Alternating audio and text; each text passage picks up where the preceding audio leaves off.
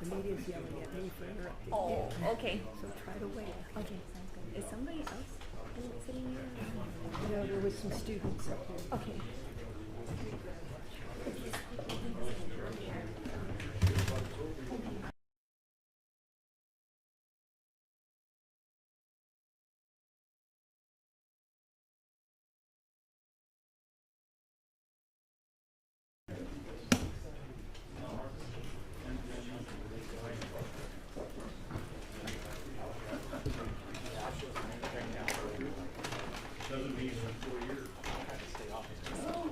Oh,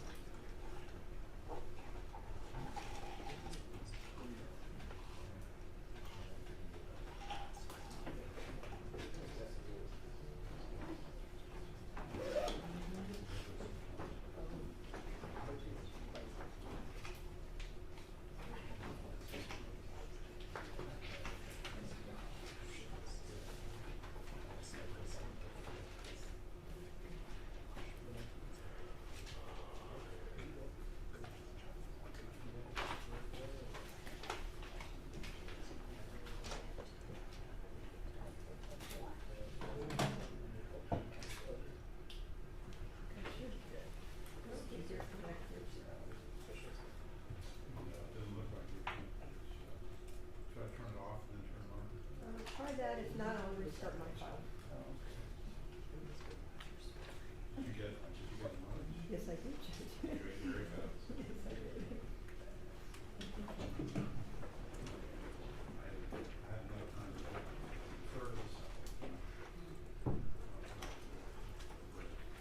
I was pretty separately at files. No, that's a different software. That's not me. Case Catalyst. I mean, Case you left that.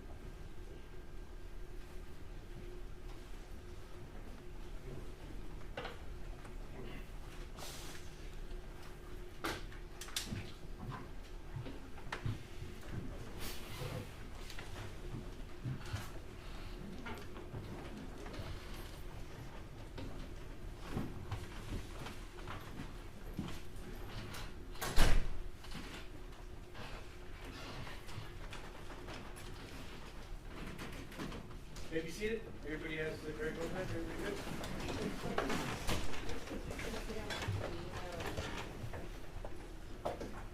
Give us a second,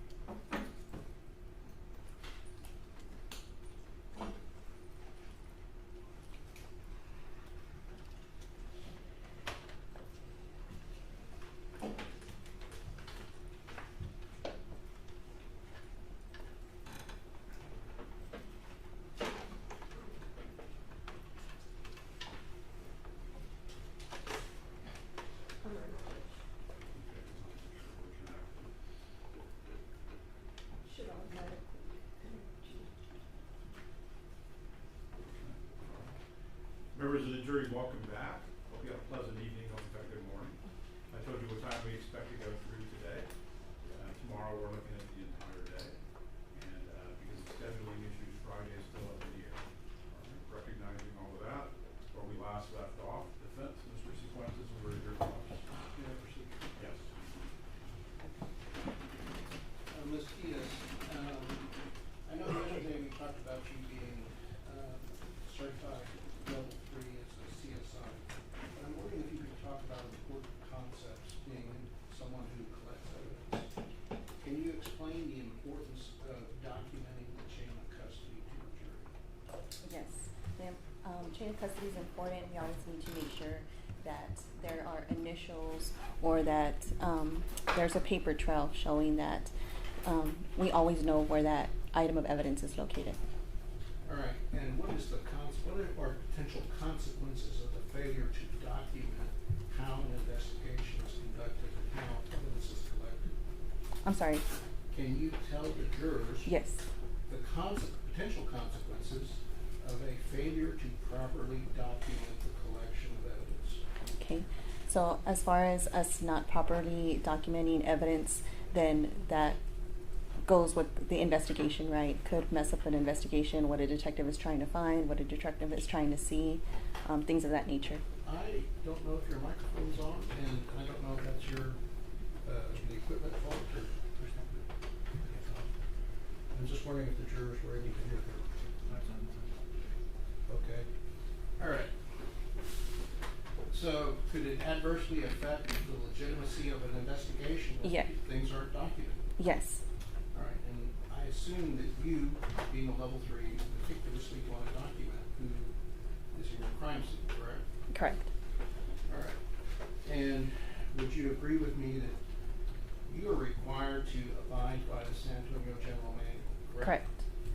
And you also have standard operating procedures for CSIs, correct? Correct.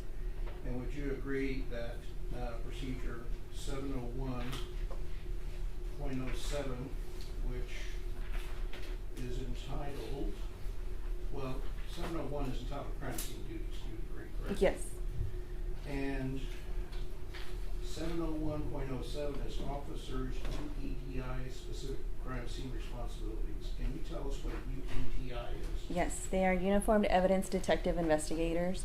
So they do patrol work, but they also help, or they can help assist in crime scenes. Some of the crime scenes that they process on their own are mainly family violences, burglary of vehicles, things of that nature. But they are allowed to assist a crime scene investigator with the supervisor approval as well. All right, now, going backwards to a concept that's important, is a CSI allowed to alter any evidence? No, And why is that? because then it does not show the evidence as it properly was shown the day of. So we are not allowed to alter any evidence, any photos, anything of that nature. And if there's a question about the accuracy of your collection, are you required to write an amended report explaining potential error or reasons for the discrepancy? Yes. Did you write any reports in this case? Yes, I wrote 2 reports. Okay, but did you write any report explaining any discrepancies that may have arisen? No. All right. Did Detective Soto ask you to explain anything? No. All right. Now, you would agree that the general manual applies to all members of the police department, correct? Correct. And the chief of police is a member of the police department as well, correct? Correct. And you would agree that procedure 701.07 requires a patrol supervisor to complete form 4130, correct? Correct. For all scenes where there's an officer involved shooting, correct? Correct. And that is the responsibility of the patrol supervisor, as you testified yesterday, correct? Yes. Now, you understand that on this particular day, 3 patrol supervisors, Alfred Flores, Matthew Robertson, and I believe it was Edwin Rivera, all were required to go downtown to the public safety headquarters, homicide unit, to give statements. You understand that, correct? Yes. And so they weren't allowed to assume their roles as a patrol supervisor, from your understanding, correct? Correct. And so would the responsibility of filling out Form 4130 go to Lieutenant Podwicka, who was the higher ranking person on scene? I'm not sure. Okay. Did Lieutenant Podwicka ever tell you to fill out Form 4130 or to sign in on 4130? No. Do you know why 4130 was not created? No. And May I ask, what is 4130 though? 4130 is the crime scene personnel law So that's required by procedure 701.07. I do not recall if there was an officer who was actively writing down a crime scene log. I do not recall on this case, but I have been to previous scenes where I have to process, and there usually is a patrol officer who is writing down names, badge numbers. But I do not recall on this particular day if there was or was not. Right. So, in your past experience, that is the practice per the general manual. Yes, correct. That Form 4130 is filled out when there's an officer involved shooting, correct? Correct. All right. And I don't want to criticize you, but why it wasn't filled out is beyond your pay grade, right? Yes. And so we would have to ask either the chief of police or Lieutenant Podwicka why that happened, correct? I do not know who you would need to ask, but I know that responsibility does not lie on myself. All right. Now, you've told us that it's important to maintain the chain of custody. It's important to have 4130 filled out, and you can't alter evidence. If someone were to go into the crime scene and there was no record of it, would that concern you? Yes. Okay, and why is that? Because then the crime scene could be altered. All right, and prior to testifying today, probably about, 35 minutes ago, did I ask you to view certain videos? Yes.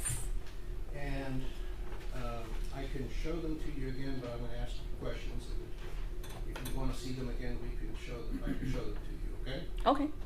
All right, would you agree with me that you saw clips of Officer Rubio, Alfaro, Andrade, and Robertson's body worn camera? Yes.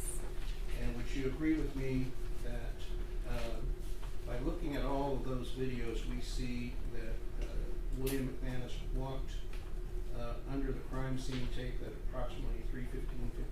Yes. All right, and that at 3:16:17 he walked towards Unit 3102 into the breezeway. Yes. All right, and that at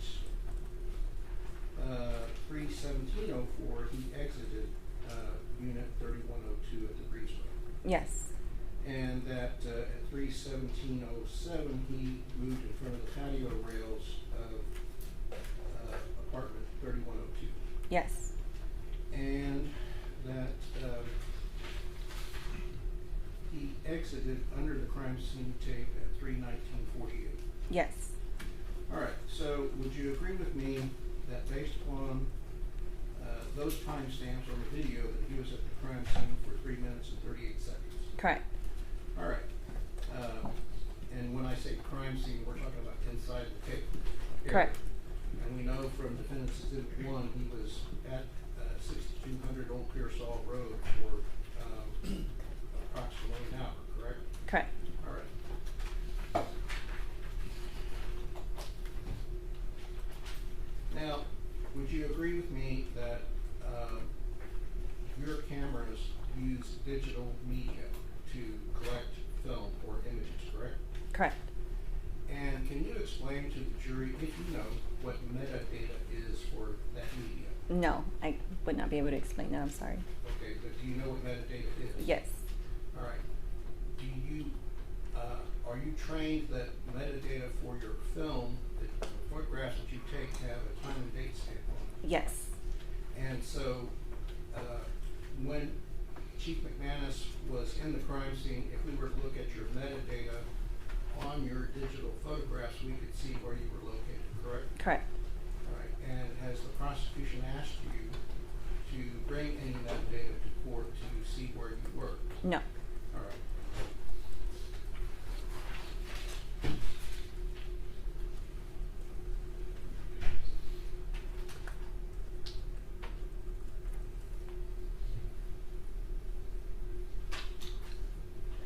Now, let's talk about the corner bedroom. You understand that there's 3 bedrooms, right? Yes. And so we're clear, there's a bedroom to the left of the patio, Mhm. right? Yes. And that's where Santos de la Rosa was residing. Okay. You understand? Yes. And then there's a corner bedroom that had 2 bunk beds. You- I did not go to those bedrooms. Okay, did you go to the master bedroom? No. Okay.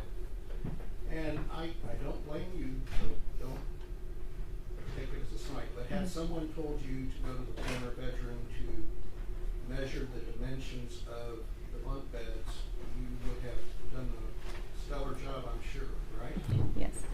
And so what you would have done is you would have measured the height of the bunk beds, correct? Correct. You would have measured the width and length, Yes. and you would have picked a corner of the bunk bed and measured the distance of that corner to a fixed point. Correct. And you would have also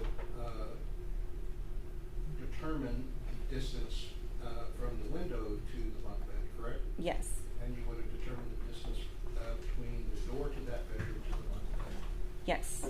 And that didn't happen. No.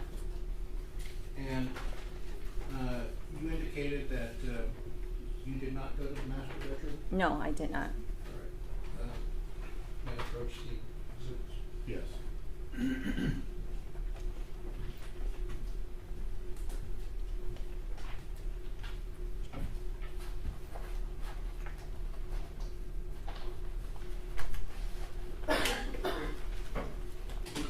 Okay. Are you looking for the batteries and stuff? Yeah.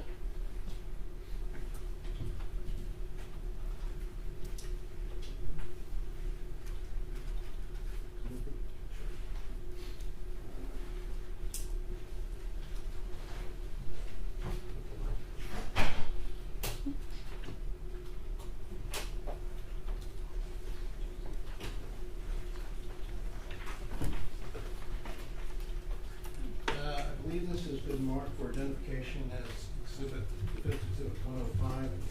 Scooch it a little bit so we could, whoops.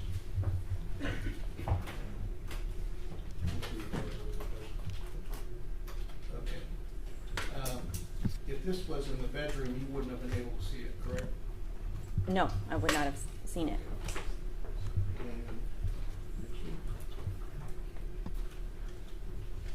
And that's Exhibit 104.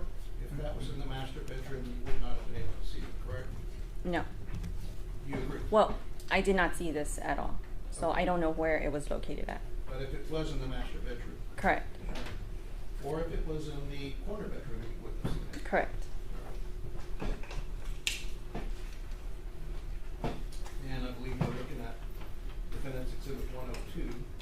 Same question. If it was in either in the master bedroom or the corner bedroom, you would not have seen it. Correct. And Exhibit 101. If that was in the corner bedroom or the master bedroom, you would not have seen it. Correct. All right.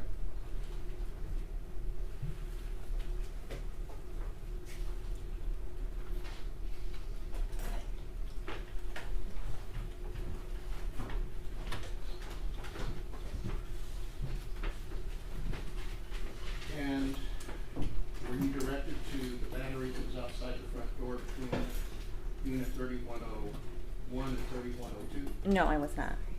Had you been directed to look for those items, I assume you would have looked them?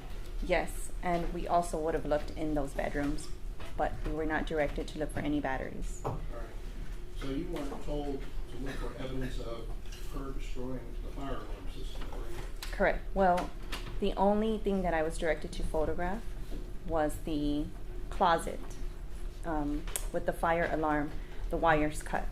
Okay, I understand the fire department calls that the fire control access panel, which is the room on the side Mhm. of the building. Is that what your understanding is? Yes.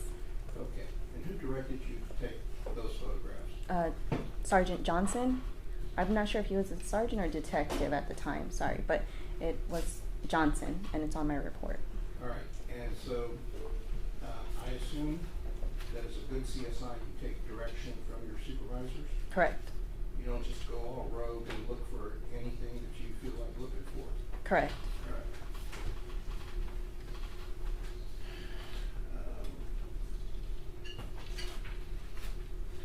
Now, if I may approach, I don't know where the diagram is of the Yes.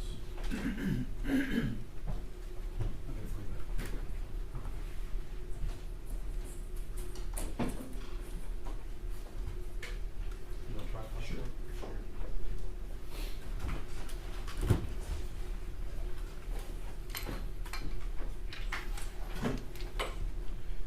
I appreciate the assistance from my co-counsel. I'm kind of old here, so. Yes. All right. Let me figure out how to get out of everybody's way. We're taking a look at, it's 28C. All right, the crime scene diagram. All right, so we know based upon Officer Rojas' body-worn camera that at a specific point in time, and that point in time was 1:47, that Melissa Perez was behind the couch close to where this C is on the diagram, and it's to the right side of the living room close to the hallway. Would you agree with me? That's where I'm pointing? Correct. And if we were to draw a line straight down, it would probably come to the third or the first column of the patio windows, right? Yes. Okay, so keep in mind that that's a start point, and that's 1:47. If Rojas' body-worn camera also showed that Melissa Perez ran from right to left around this couch and then ran to the patio window in the opening, and we've seen photographs of the opening. And for purposes of this diagram, it says 11, and it has the 1 foot mark, correct? Correct. All right. So if the body worn camera shows that she traveled that distance between 1:40:47 and 1:40:50, that would be a span of 3 seconds, correct? Correct. Did anyone ask you to measure the distance that would be? No. And if you knew that she had assaulted someone and you were to gather all the relevant information as to how quickly she attacked, you would have measured that if you believed it was relevant, correct? The person who did the diagram would have done that if Okay. asked to. All right. But you weren't asked to. No. I also didn't create the diagram. Okay.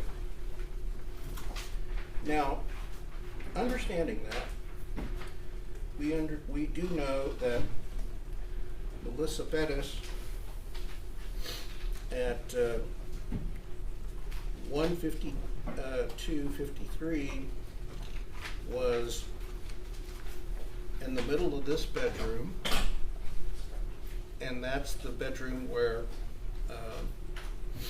Santos de la Rosa was located. So this is the one to the left of the living room, right? Yes. So if you can imagine that she's in the middle of this bedroom, and let's just say that it was at just below where this M is, or right where the M is. That's a start point. If she traveled out the door, down the hallway, across, and back to the same window again, and the same opening where we have 11 and the 1 foot mark, had someone been directed to one of the CSIs, and I know you weren't responsible for this diagram, but had a sergeant asked one of the CSIs to measure that distance, that would have been done, correct? Correct. And we would know how quickly Melissa Perez traveled in 3 seconds, because between 1:52:53 and when Vita Lobos was told, "Hey, V, get out," that was 3 seconds. So knowing what you know is moving from this location where the M is in the bedroom, out the door, down the hallway, and across the living room. Is that moving pretty quickly for 3 seconds? I would say so. All right. Boom. Not done.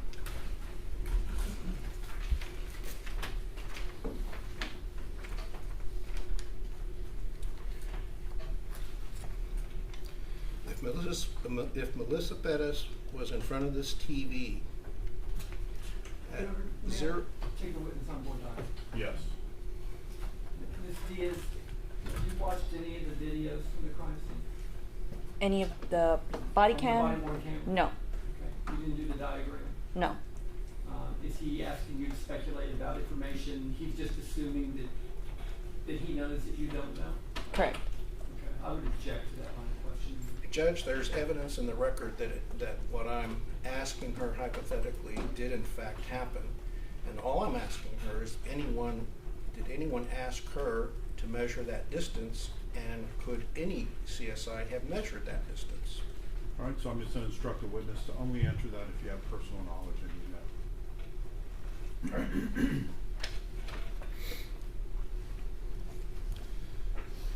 I'm going to point to,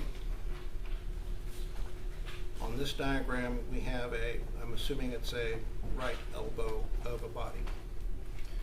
If right below this point, if you were asked to measure this as a starting point to the corner of the couch and back to the window where it says 11 and it has the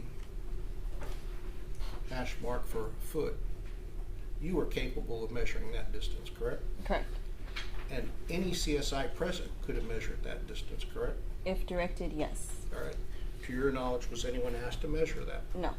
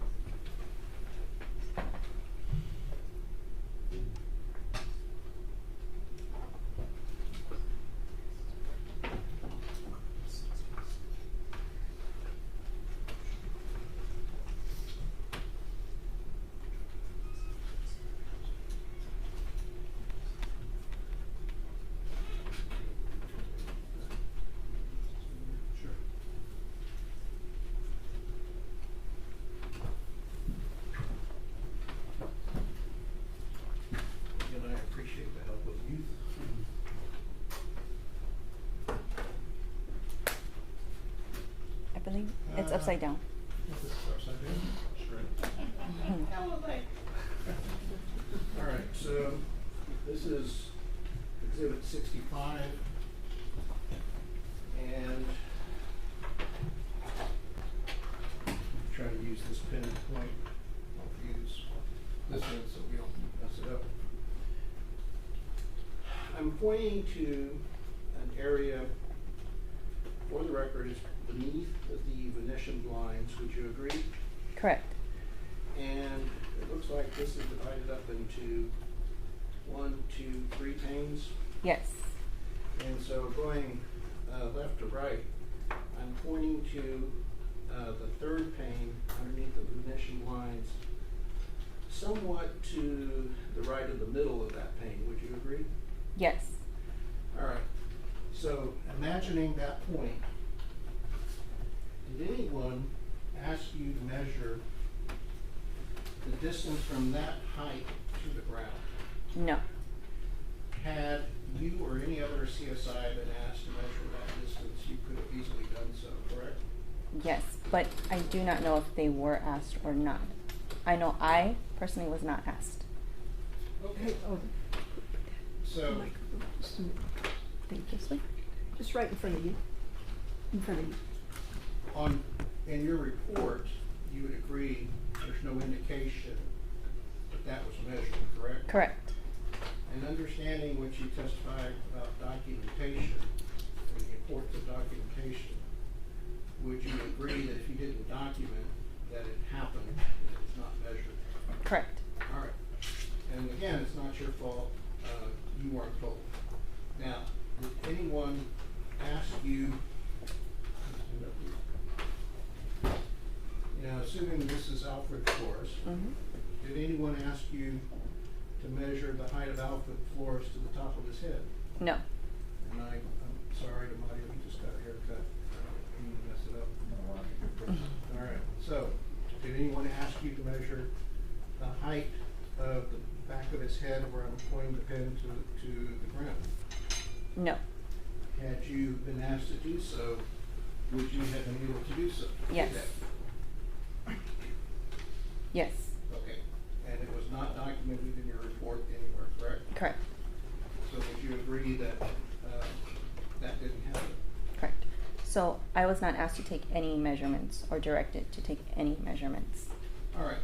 So had we had measurements on the window where the hammer hit, and had we had measurements for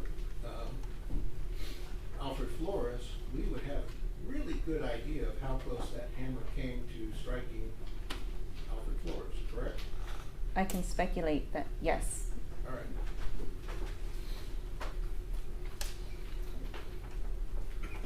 Now,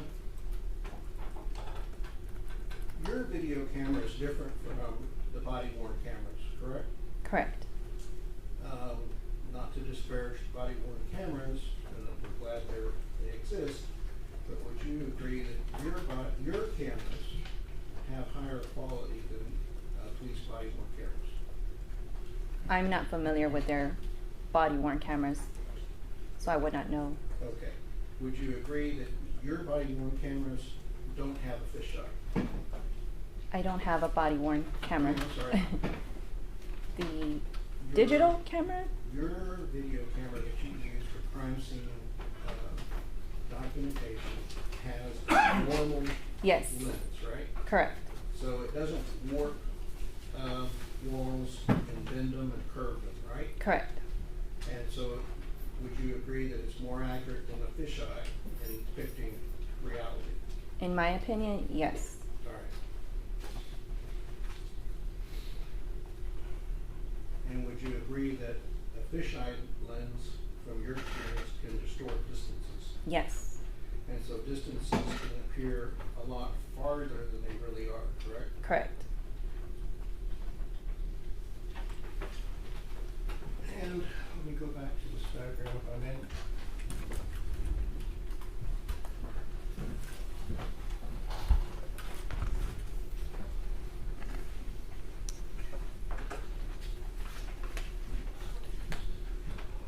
I'm going to point to this is 28C. I'm going to point to the hallway between the kitchen and the living room, the open area, and to the right of the left wall. You understand where I'm pointing? Yes. Did anyone ask you to measure the distance from where I'm pointing to the patio door? Like I previously stated, I was not directed to take any measurements. All right. And you didn't document taking any such measurement, correct? Correct. And since there was no documentation of that measurement, you would agree it was not done? Correct. All right. And if... Microphone. Give it back? Yes. Oh, okay. It's hers. Oh, okay. Yes. Thank you.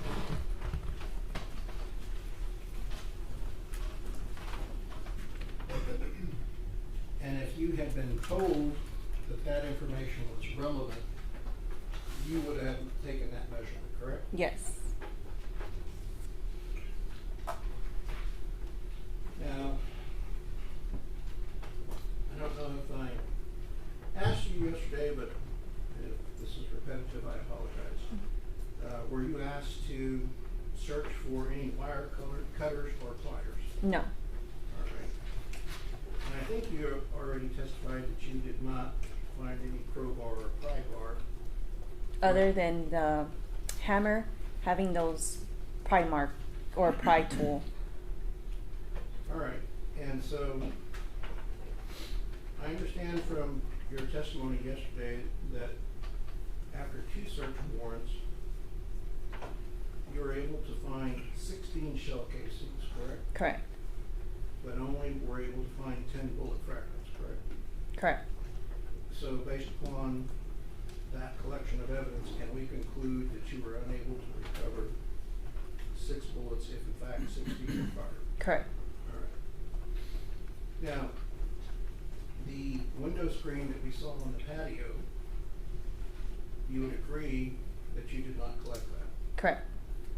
And you would agree that you were not told that it was damaged by any police officer, correct? Correct. Had you been told that it was essential to collect that because it would prove that police officers committed criminal mischief or burglary, you would have collected that, correct? Correct. All right. Now, I can show you one video.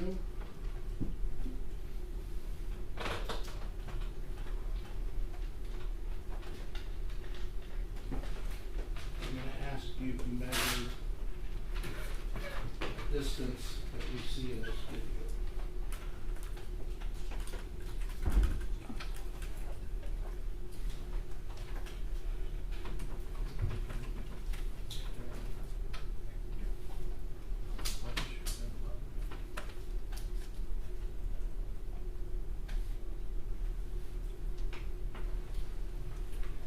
For the record, can you state the exhibit number of the video you're showing? This is going to be Nathaniel Villalobos' video, and I'll have Christian help me. States 3. States 3. I hope the sound is working. Oops.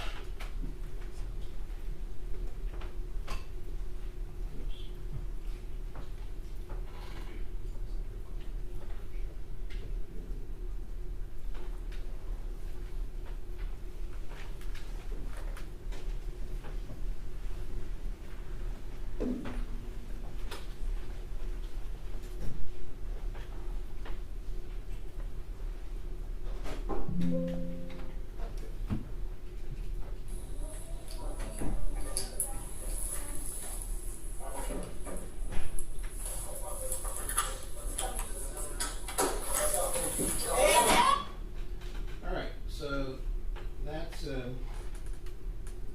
come up with a timestamp. That's Nathaniel Villalobos' video. Its timestamp here is 01:51:47. I believe it goes on for about 5 seconds. Did anyone ask you to measure the distance between this gap and the deadbolt? As previously stated, I was not asked to take any measurements. All right. And would you agree that we hear on this video the sound of the deadbolt being unlocked? I was not listening for that, so Okay.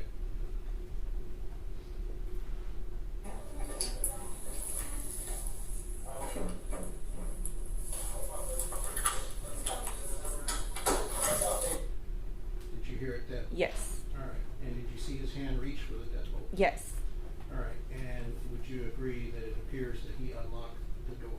yes. All right.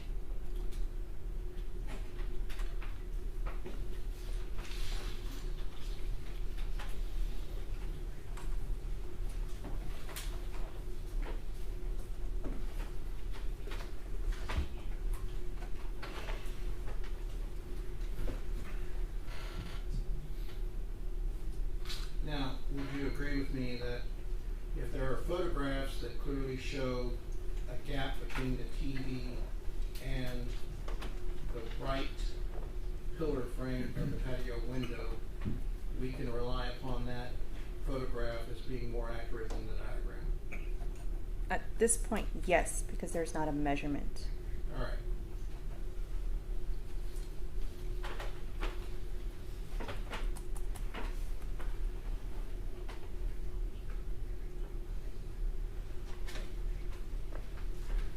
I just want to make sure that Defense Exhibit 97 has been introduced in the affidavit. It's supposed to report. Yes. All right. Those have been admitted. Ask the witness. Let me state that. Judge, just very briefly, I'm going to show you Defense 17. Thanks, Barry.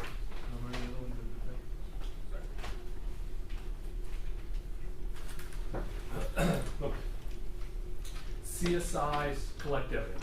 Yes, Evidence of a crime. yes, If you had that blue gun right there and you shot me, that gun would be the instrumentality of a crime. correct, If a felony had been committed in this closet, whatever cut those wires was the instrumentality of that crime. correct.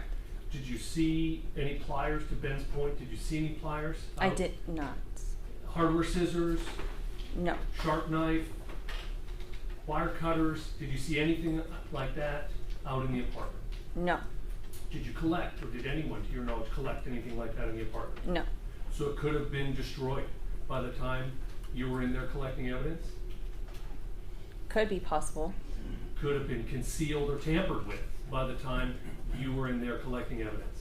Correct, or Yeah. could have been put away prior to me getting into the crime scene or anyone getting into the crime scene. That's fair. But nobody, to your knowledge, looked for it to collect it? Correct, Okay. And then we talked briefly the other day, when you're coming out to a scene, you have access to these guys too, correct? An IDR? yes, And the IDR on this call for service said, cut alarm wires. Do you want me to let you read it? yes.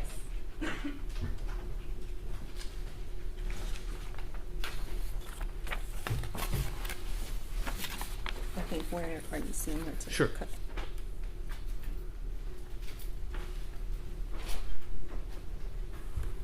Yes, Okay, so we know that the crime that was on the IDR, the call for service was that some instrument of the crime had cut those wires. correct. Right.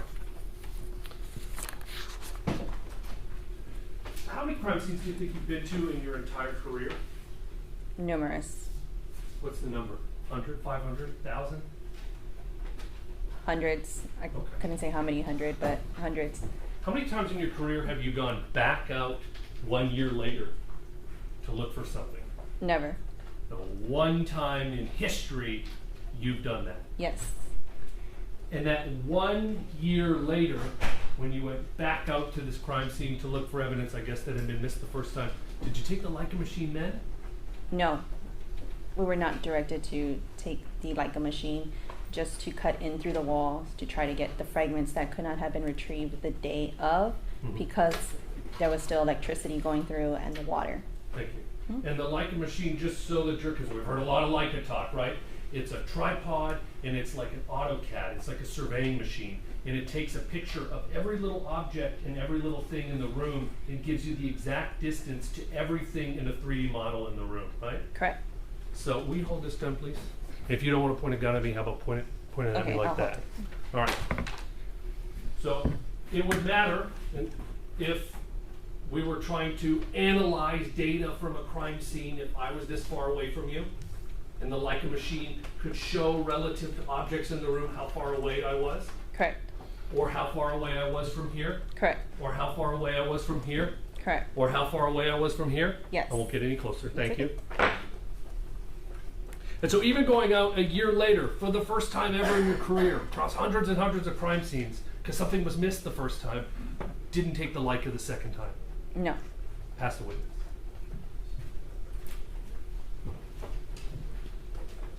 There's no more questions. All right, you are excused. Okay.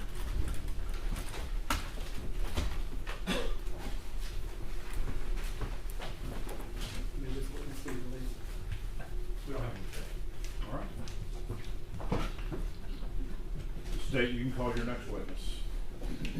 Call Dr. David Lynch.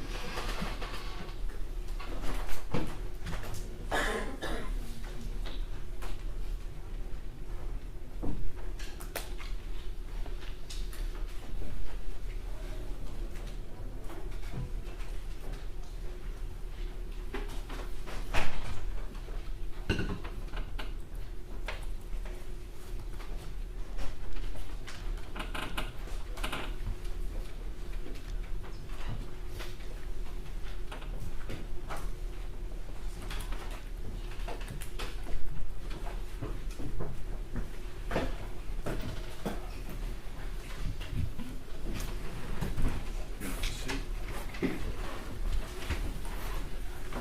All right, I'm going to swear you in. Do you solemnly swear or affirm that the testimony you give in this matter will be the truth, the whole truth, and nothing but the truth, so help you God? I do. Can you introduce yourself to the jury and spell your name for the court reporter, please?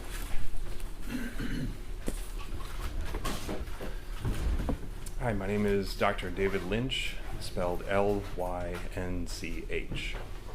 You may want to get, you can adjust that microphone. Make sure everybody can hear you. If you don't mind. All right, state. Good afternoon, Dr. Lynch. How are you? I'm fine, thank you. Can you tell the ladies and gentlemen of the jury what your occupation is and how you are, what you've done in your education, training, and experiences to qualify you for that position? Sure, I am a medical examiner and I work for the Bexar County Medical Examiner's Office. To become a medical examiner, you must complete 4 years of college, 4 years of medical school, generally a 4-year pathology residency, and a 1-year fellowship in forensic pathology. I completed college in 2004 at Creighton University in Omaha, Nebraska. I graduated from medical school, also from Creighton University in 2011. I came down to San Antonio after that and completed a 4-year pathology residency in 2015, after which I completed a 1-year fellowship in hematopathology, which is the study of leukemias and lymphomas. That was in New Mexico and completed in 2016. After which I came back to San Antonio and practiced general pathology for approximately 6 years. And at that point, I pivoted towards forensic pathology, completed a forensic pathology fellowship at the Bexar County Medical Examiner's Office, which completed in 2023. And I've been working as a staff forensic pathologist there ever since. The word that you repeated most and you're talking about your qualifications and training with the word pathology. Can you tell the jury what forensic pathology is? Sure. So to describe forensic pathology, I should say what pathology is, and that is the study of everything that can go wrong with the body. This is natural disease, this is trauma. Pathologists will be the people, the doctors, who will diagnose biopsies taken from bodies. They perform autopsies at hospitals, they run the laboratories, those kinds of things. And forensic pathology is specific training in death investigation. forensic pathologists will take jurisdiction when a death is sudden and unexpected. So someone who will die in a hospital because of heart disease or cancer, forensic pathologist will not see that person. But someone who dies not under a doctor's care or who dies an unnatural death, this could be a drug overdose, motor vehicle collision, gunshot wounds, those are the kinds of cases that will come to a medical examiner who is a forensic pathologist. And the medical examiner's office themselves is not a part of any law enforcement agency. You have kind of an independent jurisdiction by statute. Correct. And what we do is by Texas law, and we are independent from prosecution, from defense, from law enforcement. We are an independent institution. Now, as your duties under the statutes allow you to check into the cause and manner of death of a person, how do you go about doing that? Sure. When someone passes away and we have jurisdiction of that case, we will generally perform an examination on the body. This starts with going to the place where the person passed away.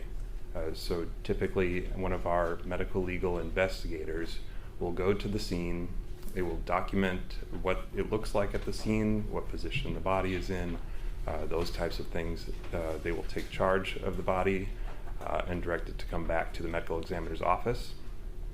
Generally the following morning an examination will take place. In most of the time this will be an autopsy, which is an examination of the outside of the body, any clothing or material that's on the body. The body is then cleaned and the internal organs of the body are examined as well. All this to look for natural disease and trauma. During the course of the examination we may order tests, typically toxicology testing. We'll perform x-rays sometimes, and after all that is completed we will make a determination on the cause of death and the manner of death. The cause of death is why is someone dead, and that could be because of a heart attack, because it could be because of a drug overdose. It's a fill in the blank, what we think caused the death. The manner of death, however, there are only 5 choices: natural, accident, homicide, suicide, and undetermined. Natural would be if someone passed away solely due to natural disease. Accidents tend to be drug overdoses and car crashes. Suicide is self-explanatory, I think. Homicide is death at the hands of another, and undetermined is if we don't have enough information to decide. So in your capacity as a medical examiner, as a pathologist at the medical examiner's office, do you routinely perform autopsies? Yes.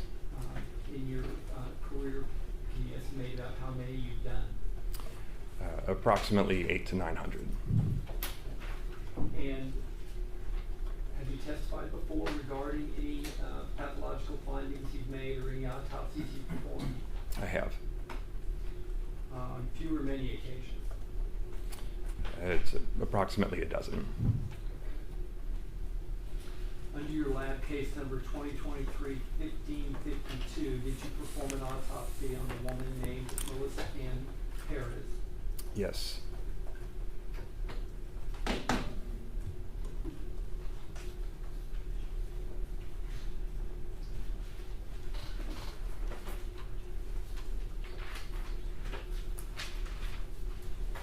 can approach you. Yes.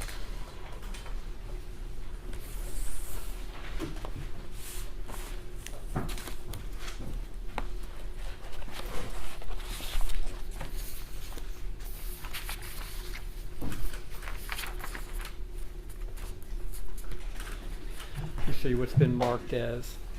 What's the next number, Daryl? Should be 158. Thank you. State's Exhibit 158. Do you recognize this? Yes. And what are you looking at? This is a photograph of the face of Melissa Perez with the case number from the medical examiner's office of 2023-1552. And does that fairly inaccurately appear as Melissa Perez did on your exam table back on what date was that? I believe it was June 23rd of 2023, and yes, it does. Okay. And I would offer what's been marked as State's Exhibit 158.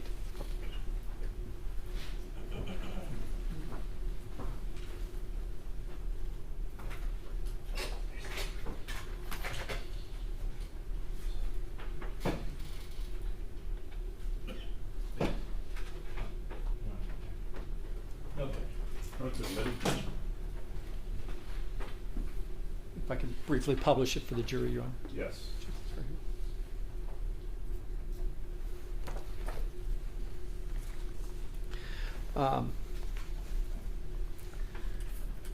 Are you one of the custodians of records at the Bexar County medical examiner's office? Yes. And as a custodian of record, do the autopsy reports that you create, are they kept in the ordinary course of business at the medical examiner's office? Yes. And We don't have any objections to report. in that case, I will offer what's been marked as State's Exhibit 159, All right, then that's admitted. showing you State's Exhibit 159. What are we looking at?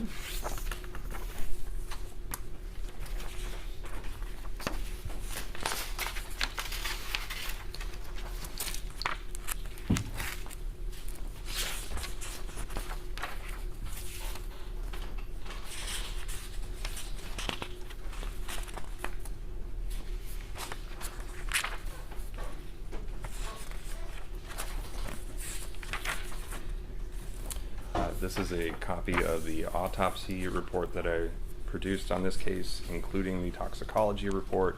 Okay. And how are you able to tell that is what it appears to be?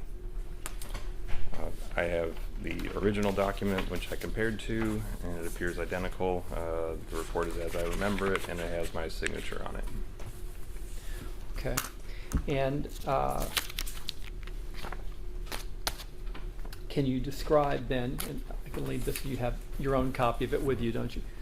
Can you describe then, as you began her autopsy, kind of the general examination of what you observed when she came in? So the autopsy report begins with a general examination, which just states what does the body look like. Is it an adult or a child? How tall they are, what they weigh, and what they are wearing. And in this instance, did you make a notation about how tall she was? Yes, it is 61 inches, which would be 5 feet 1 inch. And how much did she weigh? 135 pounds. Okay. And after you complete your general examination, what's the next step? After this, I will describe the external examination, and this is head to toe. Does the body appear normally formed? Are there any scars or tattoos, those kinds of things? Any abnormalities?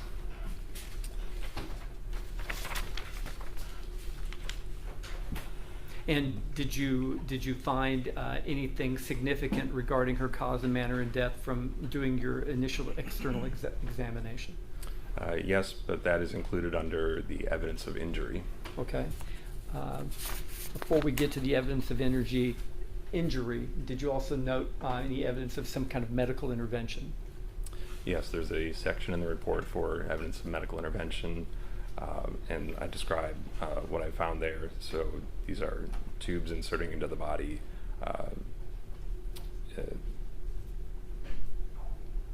medical dressing that's on the body, those kinds of things.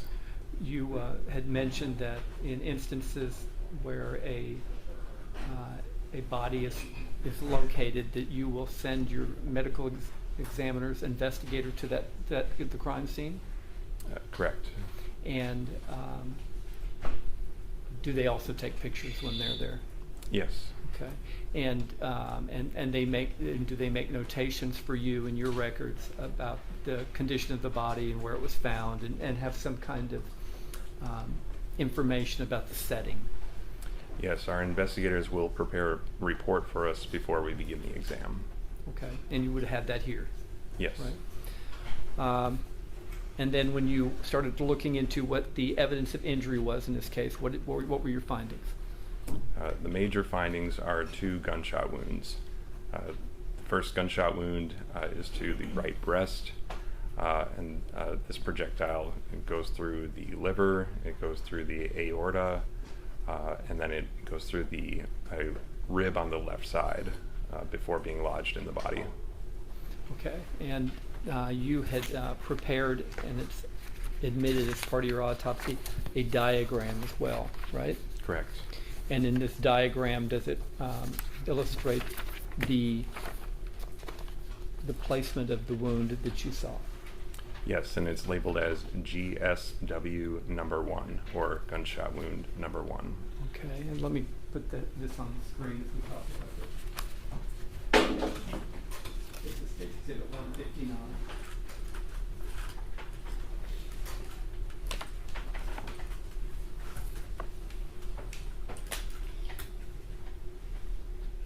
Can you see that, Doctor? Yes. Okay, you talked, first of all, the first injury you talked about, you had marked as gunshot wound number 1 that entered the right breast. Is that right? Correct. Okay. And I guess using my bio, I'm using the diagram or so.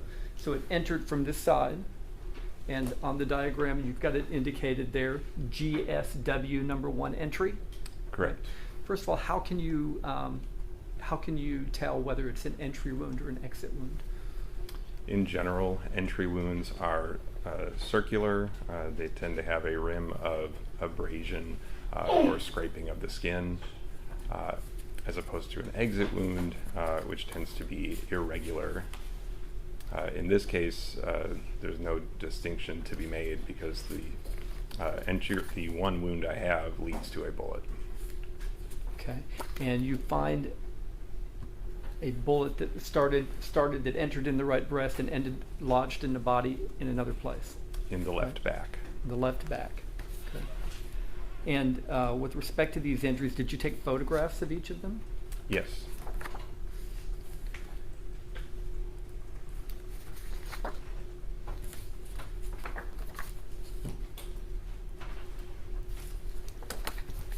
I want to show you what's been marked as State's Exhibits 160 through 173. You'll take a look through these and let me know if you recognize these.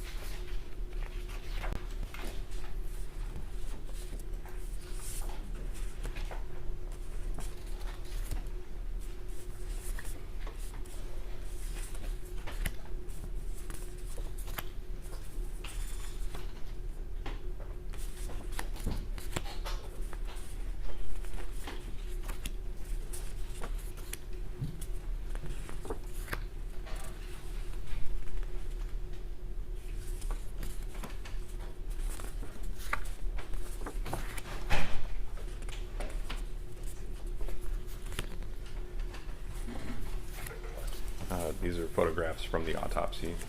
Are these all the photos that you took at autopsy or just a select few? This is a selection. Okay, and did they fairly and accurately depict what you saw from your own eyes when you were conducting the examination? Yes. I will offer what's been marked as State's Exhibits 160 through 173.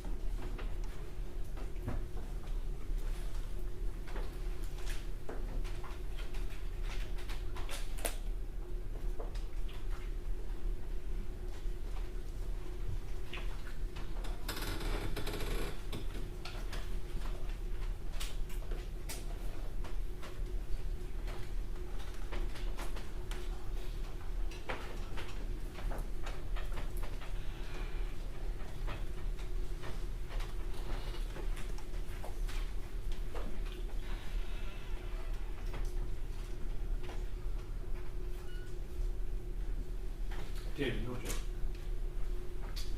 All right, they're admitted. Thank you.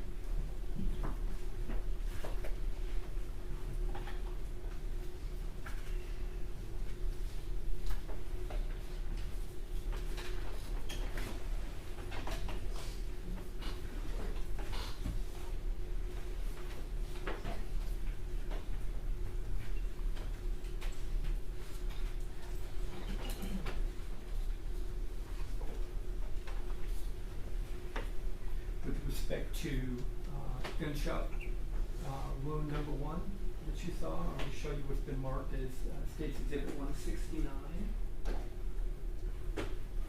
What are we looking at here?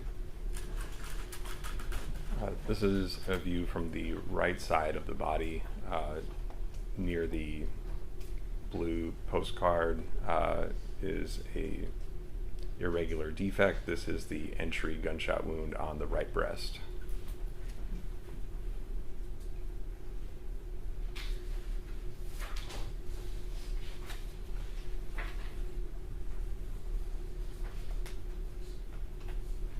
And as it entered the right breast, how did it travel through the body into the location where you found it in the lower back? It goes from right to left, front to back, and downward. You know, do you have a measurement of the angle downward? Is it the angle from where it entered to where it ended up? I don't have an angle measurement. That's not typically, it's not standard practice, but it gives a general idea of the direction of the bullet. Is there any way in your field of science and in your ability to discern the path of the bullet, whether the bullet was a direct shot from here to there, or did it ricochet off bones or ribs or anything of that nature where it changed its direction? As I do the autopsy and I look for the wound track, I can tell if it's approximately a straight line or not. I didn't see any significant deviation from that in this case. Okay, so it's slightly downward. Is that how you described it? Or downward? I don't want to use words that you're not using. Yes, I use the word downward. Downward.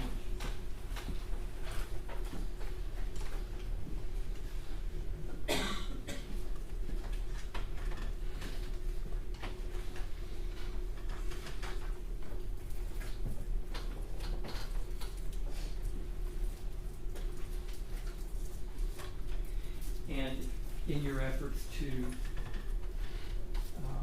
locate the bullet, the bullet fragment inside the body, did you use an X-ray, or how did you find the metal component inside her body? Yes, an X-ray was performed prior to examination, so I knew the approximate location of the bullet. Okay, and then did you go about as part of your examination to retrieve that bullet? Yes. Now I'm going to show you it's been marked as State's Exhibit 164.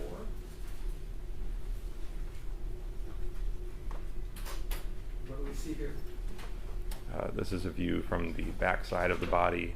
I made an incision in the left side of the body through which the bullet is visible.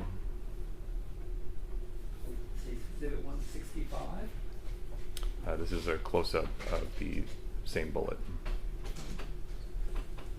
And State's Exhibit 166.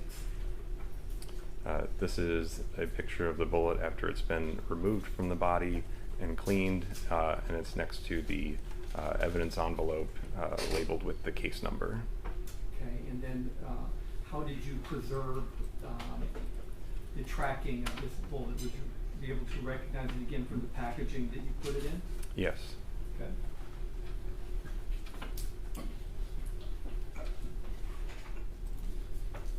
So that's gunshot number 1, right here on your diagram, right? Did you find any other evidence of injury? Yes, there was a second gunshot wound, which is on the inner part of the upper right arm. That points your diagram, is that here? Correct. Okay, now, you talked about it being inner part of the arm. Is this an injury that can be made without the arm being raised? Right, so this is the axilla or the armpit. This is a part of the body which would not be exposed unless the arm was raised. Okay.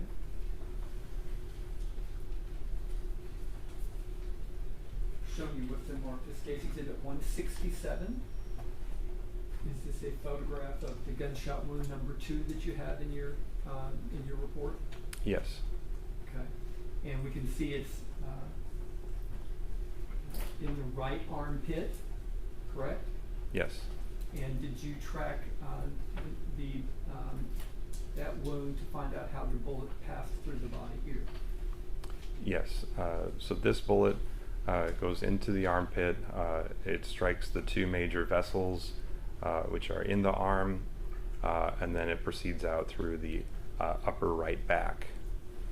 The path of this wound is right to left, front to back, and slightly upward. But this is described with the arm in standard anatomic position.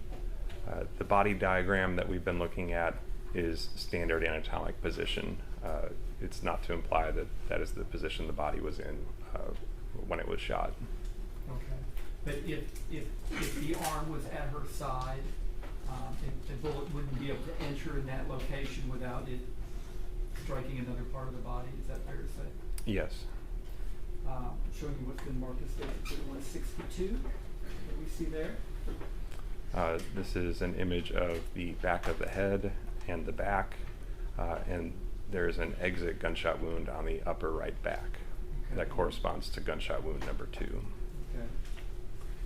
So, kind of to be clear, the entry that happened under the arm, that bullet exited her back right there that we see next to the praying hands there, right? Correct. Okay. And in describing the path of that bullet, you described the last bullet being downward. How do you describe the track of that bullet? Again, this was right to left, front to back, and slightly upward with the body in standard anatomic position.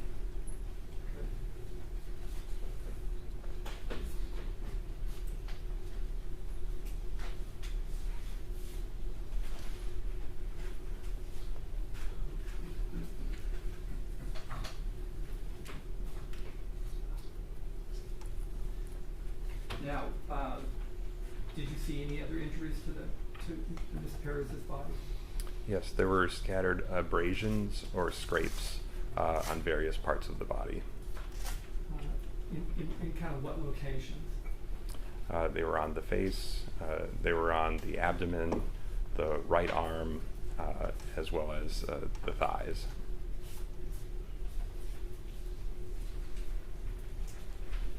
Case Exhibit 70, for instance, did that document some of those abrasions that you speak of? Yes, these are 2 red appearing abrasions on the right side of the abdomen. Case Exhibit 172. Again, these are abrasions on the right forearm.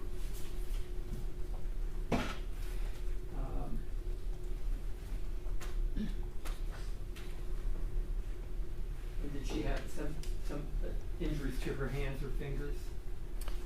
Yes, there was a small abrasion under an adhesive bandage on her right middle finger.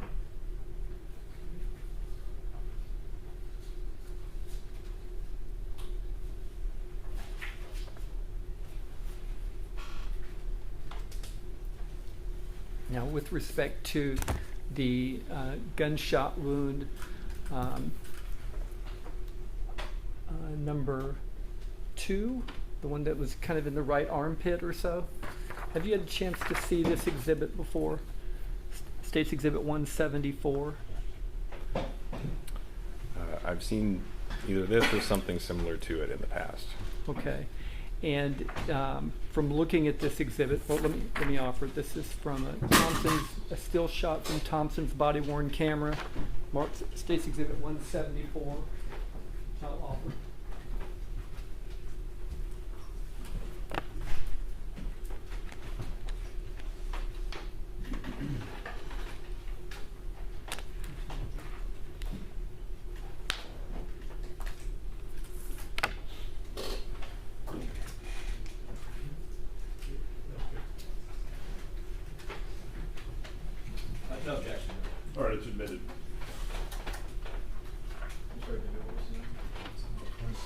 74. And let me show it up here.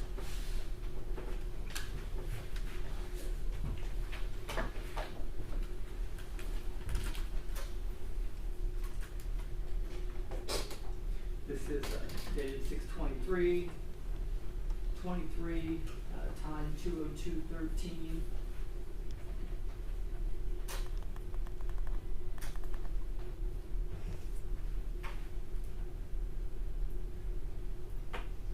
From the pictures, I kind of move it toward the center there. Can you see a firearm that is firing kind of at this moment, captured on this screenshot? It appears so, yes. Okay. And in this picture, can you see a woman in the background with her arm raised? Yes. Okay.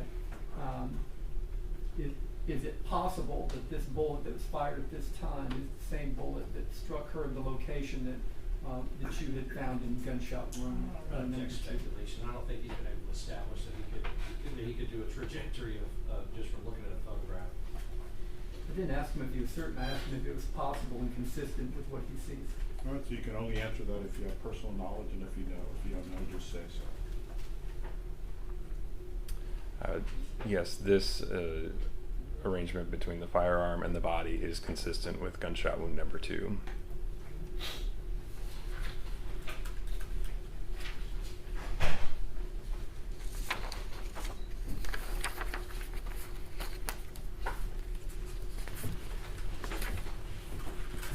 Now, you've identified all the injuries that you saw and observed, right? Those are the major ones, yes. Okay. And did you also do an internal examination? Yes. Tell us what you did with an internal examination.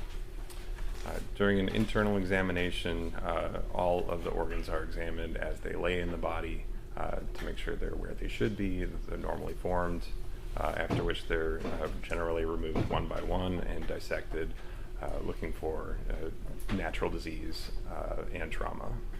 Okay. And did you find anything in your internal examination that had any mechanism as to her cause and manner of death? Only what I described with the damage done with gunshot wound number 1, which was the liver and the aorta and a left rib were injured.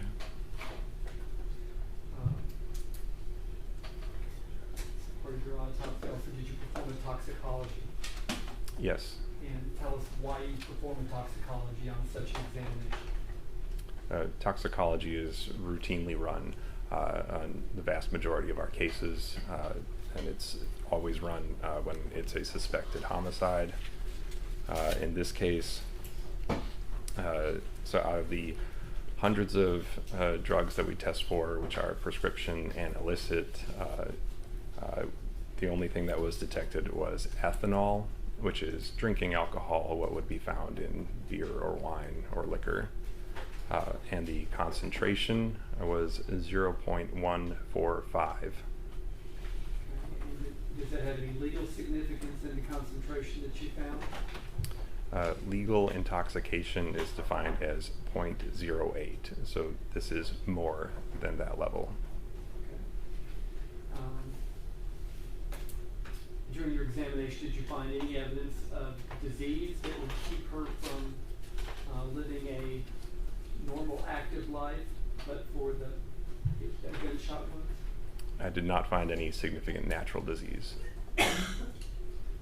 So, based on your autopsy, do you have an opinion as to the cause of death of Melissa Perez? Yes. And what was the cause of her death? The cause of death is both gunshot wounds that we described. And the manner of death? And the manner of death is homicide, and it's worth pointing out that from a medical examiner perspective, homicide is a medical determination. The death was caused by another individual or individuals. It is not a determination one way or the other on wrongdoing. Are you able to make any conclusions about how close or how far the firearm was away from Miss Perez when the gun was fired?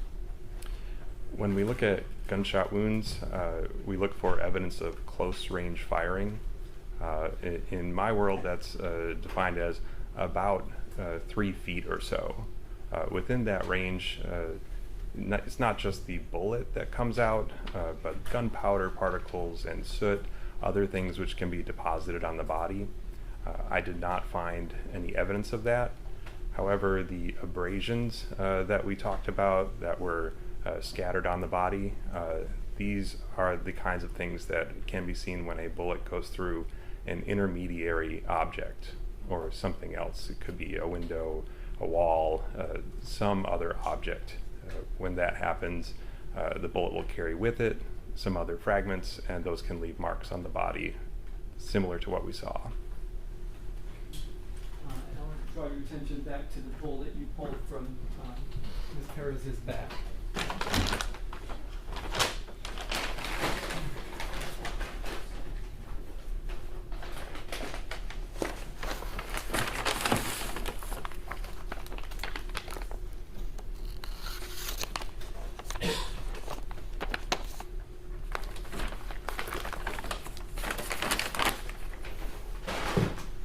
Show you what's been marked as evidence. This states Exhibit 153.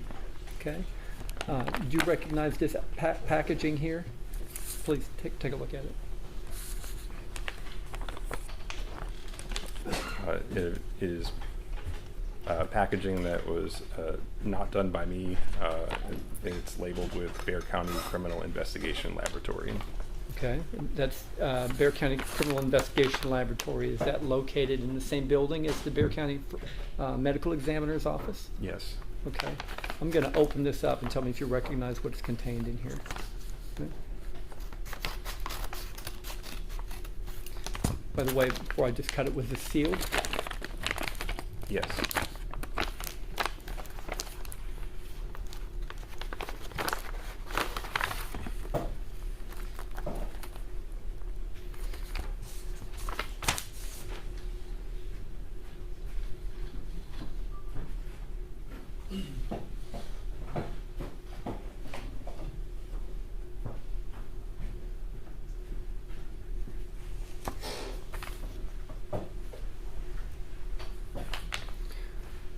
Inside, what do we see? This is a sealed brown paper bag, again labeled with a crime lab sticker. Okay, and I'm labeling that as States Exhibit 153A. Okay.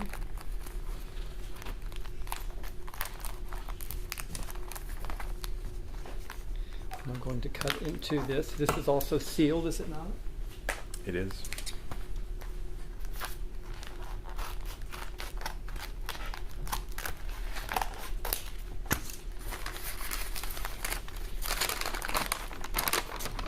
I thought we already had the 153A. Did you just label it? Just, Yeah. oh, I'm sorry. Oh, then the inner bag. Oh, did I have that as? I don't think so. Cheryl, can you look at our list? Did we have a 153A? I'm not sure 153A, we have 153 fragment. Honestly, I do not have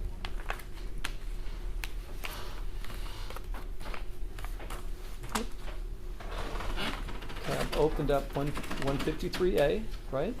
And inside it, have how many more envelopes? There are 5 envelopes. Okay.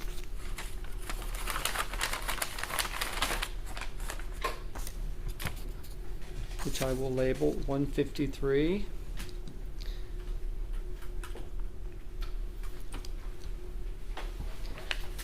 A1, 153 A2, 153 A3, 153 A4,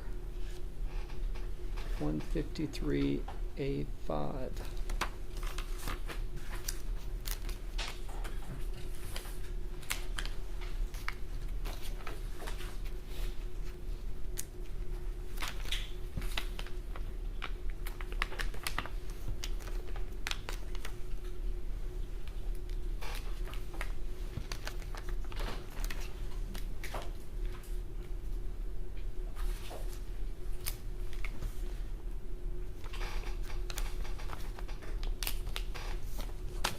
Okay, with respect to these 5 envelopes, will you take a look at these? How many of you have seen them before?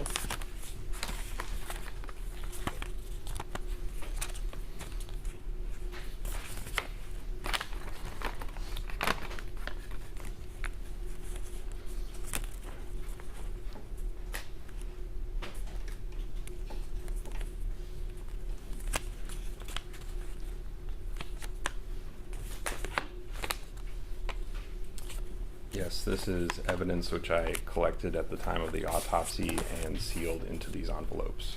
Okay, and how are you able to tell that? All are labeled with the autopsy case number. All have my initials on the label and signature on the back over the evidence tape labeled with the date of the autopsy, which was 6/23-23. Okay, and with respect to these items, what are the items that you collected at autopsy that you put into these envelopes? And if you'll refer to them by number. States Exhibit 153A1 is left fingernail clippers with clipper. 153A2 is right fingernail clippings with clipper.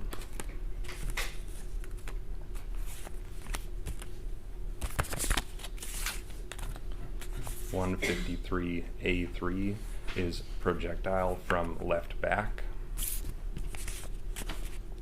153A4 is projectile fragments from surface of left shoulder. And 153A5 is loose foreign material. Okay, I'm going to talk about those last two first here. The loose foreign material, where did you find that, those items? Or, and feel that it was necessary to collect it? Between the legs, there was a small gray fragment of foreign material.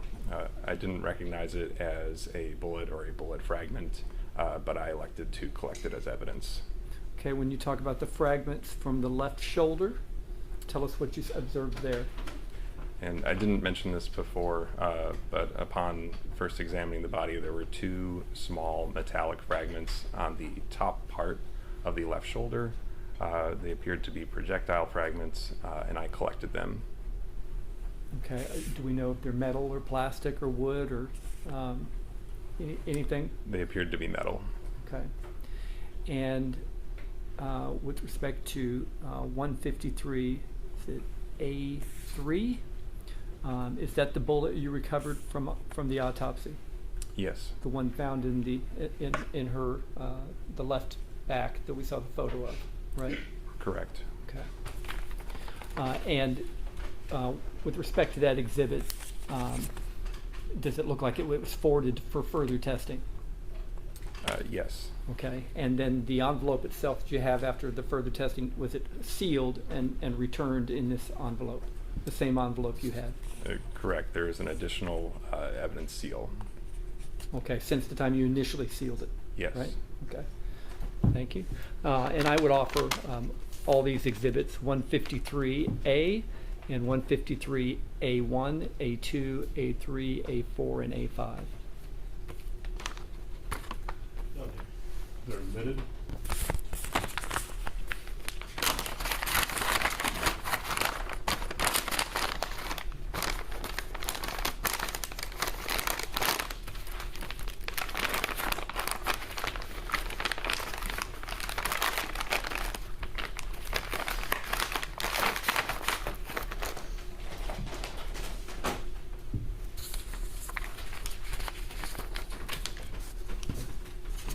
Put that over on that side, please. And thank you, Dr. Lynch. I don't have any other questions. I pass the witness. All right, Judge, may I proceed? Yes. Mike,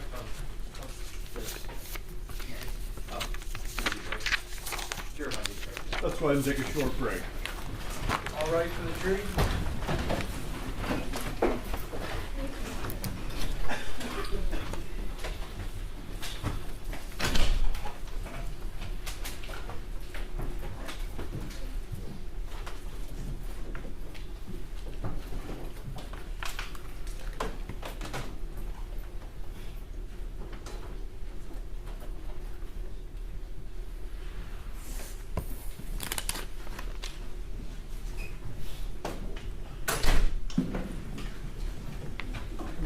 here if you need them. I don't have to.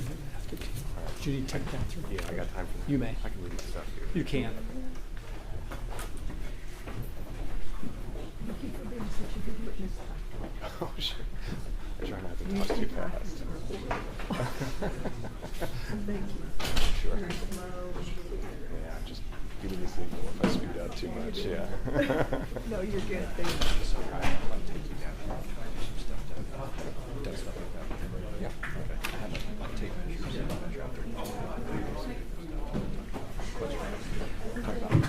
Projectile storage.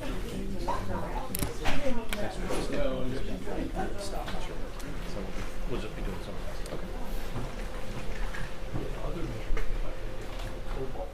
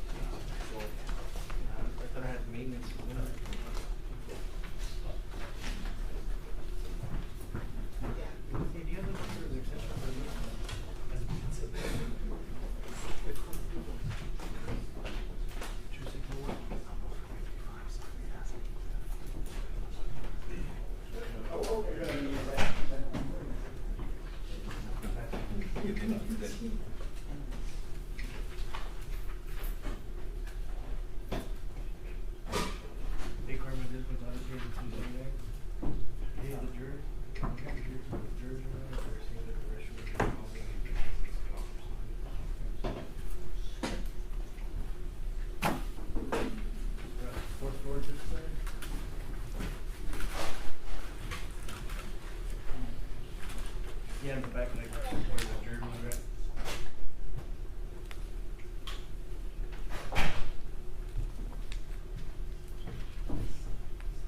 Nah, it's a toilet.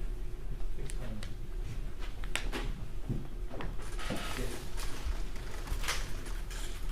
Thank you.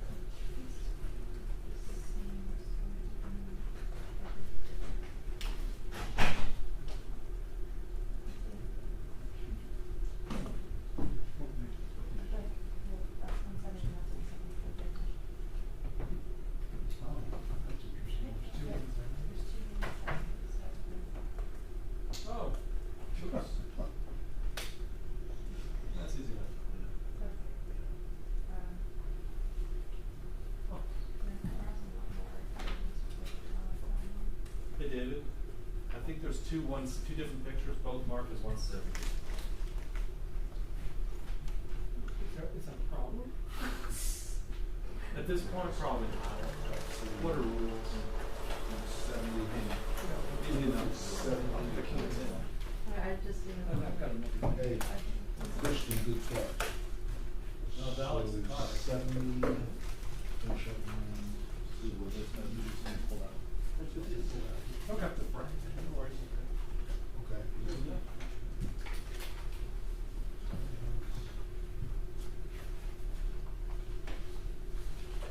Alright. You ready? Just pull the X's out. Yeah. It was one of those far and close pictures.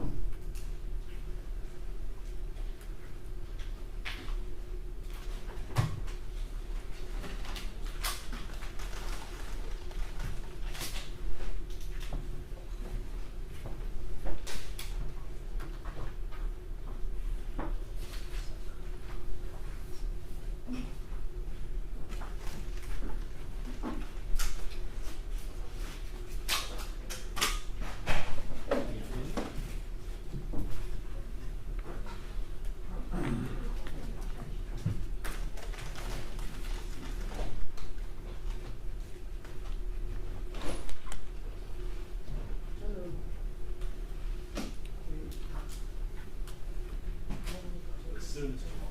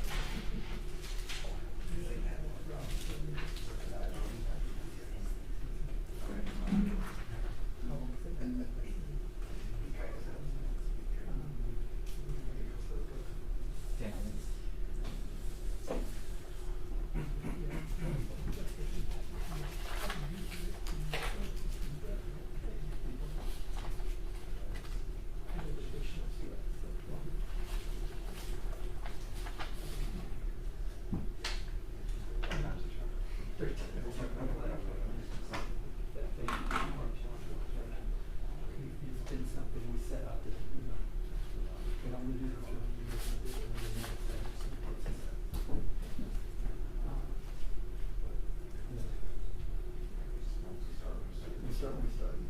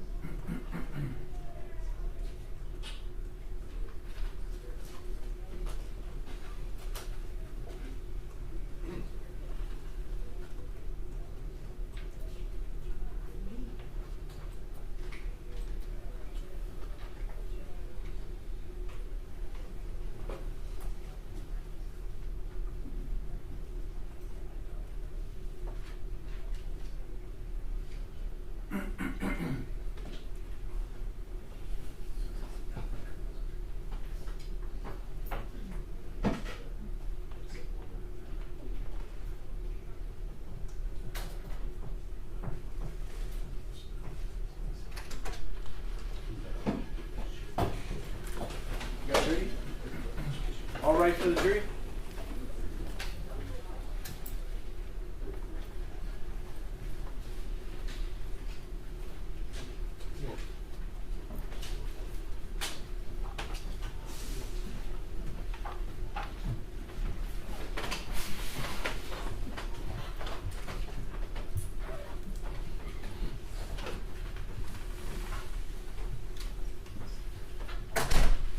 May be seated.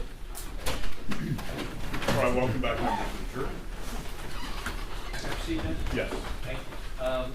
Dr. Lynch, my name's Jason Goss, I represent the officers in this case. And I guess I wanted to start by talking about your position. So you're a deputy medical examiner, Correct. right? Who's the chief medical examiner? That's Dr. Molina. Kimberly Molina. And I want to talk a little bit about how that position is established. So you would agree that her position is established, and then she has people like you, doctors like you, forensic pathologists like you, come on as her deputies that help her to perform her duty. Correct. Right? And so that position is established by law, right?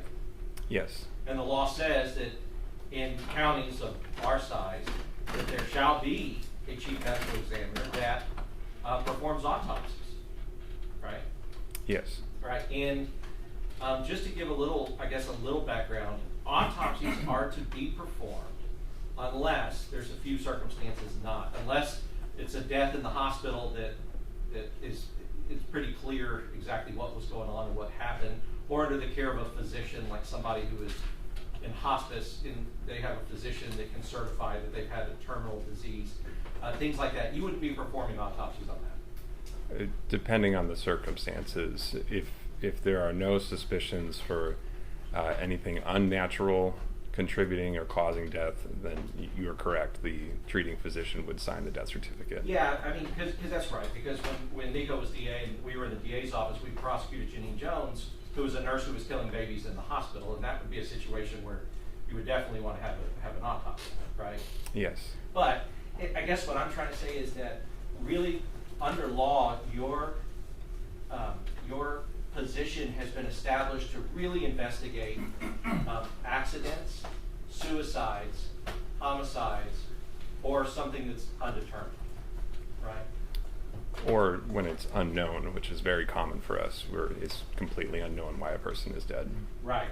And honestly, that's because that's the forensic part of your job is that there are some situations, especially if there's no known cause of death, where it's very important for you to be able to do your job to try to figure out what is the cause of death, right? Yes. Right. And I just wanted to point out, because, and I appreciated that you said it, I didn't even have to ask you about it, you said it on your direct examination, that just because you've determined that the manner of death is homicide, that does not mean you're making a determination about the rightfulness or wrongfulness of these officers' conduct, right? Correct.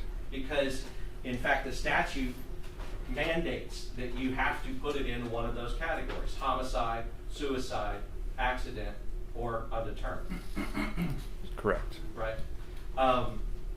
So, because homicide, as we know, the penal code under the law, there's a penal code called murder. But homicide could be justified or unjustified. You would agree with that?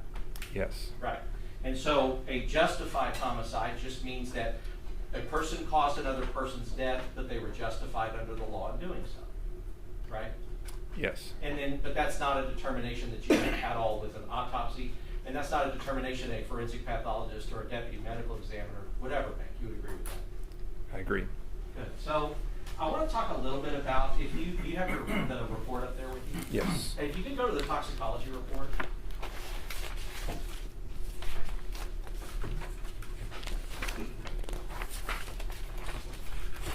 Because we have a thoracic aorta.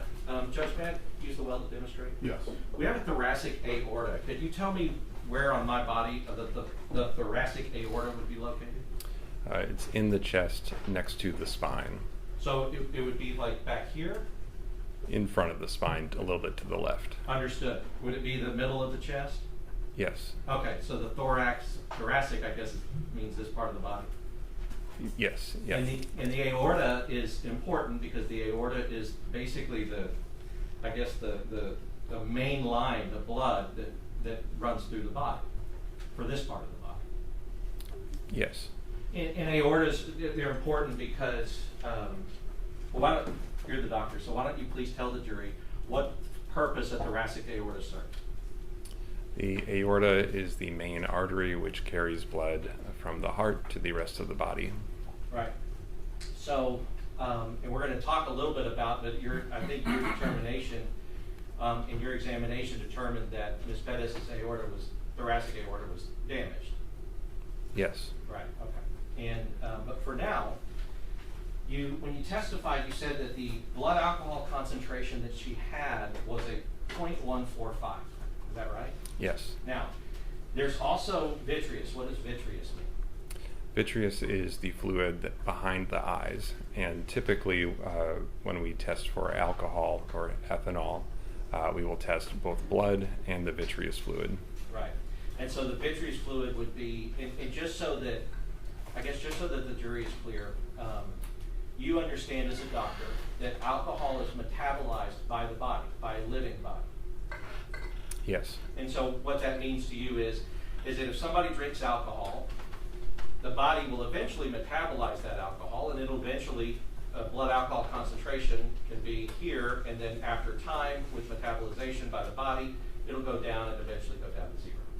Yes. On a living body. Is that right? Correct. Right. But if a body has become deceased, you can confidently say medically that the whatever the point is at the time that they're deceased, the body is no longer metabolizing that alcohol. Correct.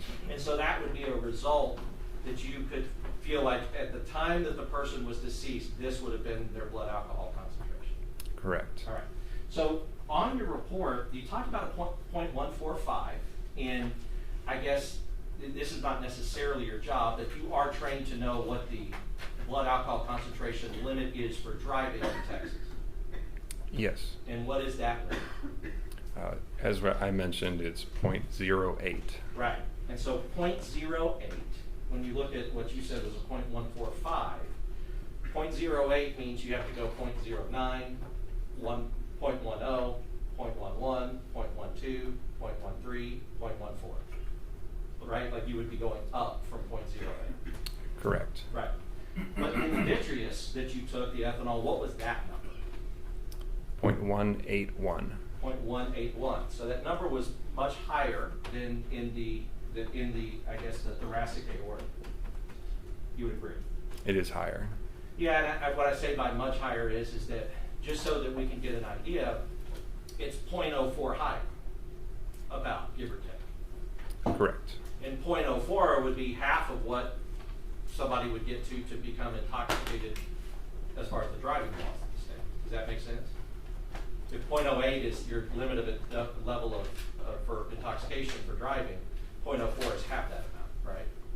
Yes. So it'd be another half over the femoral. It would be another half to get to that 0.18, which is over double the legal limit. You would agree with that? 0.181, yes, would be more than double the limit. Right. And so, are you aware, or did you know, that the definition for intoxication in Texas is a blood alcohol content for driving, blood alcohol content of 0.08, or the loss of the normal use of mental or physical faculties? Have you heard that? I have. Okay. So what we're also talking about, and what we know is that alcohol also involves the loss of the normal use of the mental faculties, right? It can cause that, yes. Right. And as a doctor, you know that can lessen inhibitions, make people braver when they shouldn't be, make people take risks that they shouldn't take. We know that those are some of the results of intoxication, right? Those are some possibilities, yes. Right. And so I'd like to go to, so I mean, when you testified on direct, you said 0.145, and you're reading the thoracic aorta, but the vitreous or the fluid behind the eye would be a 0.18, and you would agree with that? Yes. Okay. So I'd like to talk about the I'd like to talk about the aorta now. So you noted that I believe gunshot wound 1 went through the aorta, and that's the same aorta we've been talking about. Yes, but farther down than where we drew the blood for toxicology. Sure. So you might have drawn it a little further up here, and it punctured, or I guess damaged the aorta further down. Correct. Okay. And so you said you've done, I think, hundreds of autopsies, right? Yes. Okay, so you have done autopsies where the aorta has been severed or has been damaged. Yes. And so you know that once the aorta has been damaged significantly, that causes, I mean, the death usually follows very soon after that. Very frequently, yes. Yes, because, and even in like car accidents, like when people are in car accidents, because car accidents are so violent that it can tear or damage the aorta. You've seen that happen before. Yes. Okay. And once that aorta is done, what that really means is that blood, the main artery that's giving the blood from the heart to the rest of the body, if there's a hole in it, then all the blood is coming out and spilling into the body cavity and not getting blood to the rest of the body, right? A lot of the blood, yes. And depending on the damage, that can happen within seconds after that, or a minute or less. Right, and I can't give an exact time point, but it would happen quickly generally. Right, and that's all. I know you can't give an exact time point. Did you know, was there significant damage to the aorta that you know? Yes, the bullet went through the aorta. Right, and so if a bullet passes through the aorta, then that basically means that Ms. Perez the blood would not have been going to the rest of her body. She would be bleeding a significant amount from the aorta, yes. And you noted that there was evidence of medical intervention. Right? Yes. And what that means is that you noted that people were trying to save her. Yes. Right. Medically. And doing what they could, like a chest seal. You know what a chest seal is? Yes. And that's something that even police officers can carry, that if somebody has been shot, they can try to use that to seal the blood from coming out of the body and to try to seal the wound, right? Yes. Okay, and you noted that she had evidence of well, they say chest seal, but she had evidence of a seal that they were trying to seal a wound on her body. Correct, on both the gunshot wound on the breast and on the back. Right. So just as a doctor, and that's, the thing is, in talking to medical examiners over my career, one of the things about it is you go through a normal medical school training just like any other doctor, right? Yes. But for you don't see any patients unless they have passed away. In forensics, that's true. Right. Now, yeah, if you weren't acting as a forensic pathologist and you were acting as another type of doctor, then of course you would see living patients. But a forensic pathologist doesn't do any examination on people who are alive. Correct. Right. In general. In general. I mean, they probably shouldn't, because of the evasive nature of your of your examinations. If you were doing that on somebody alive, that could hurt them badly. You would agree with that? Yes, we do not autopsy live people. Right. So, that's right. So, okay. So I want to talk about the irregular defect. So in Exhibit 169,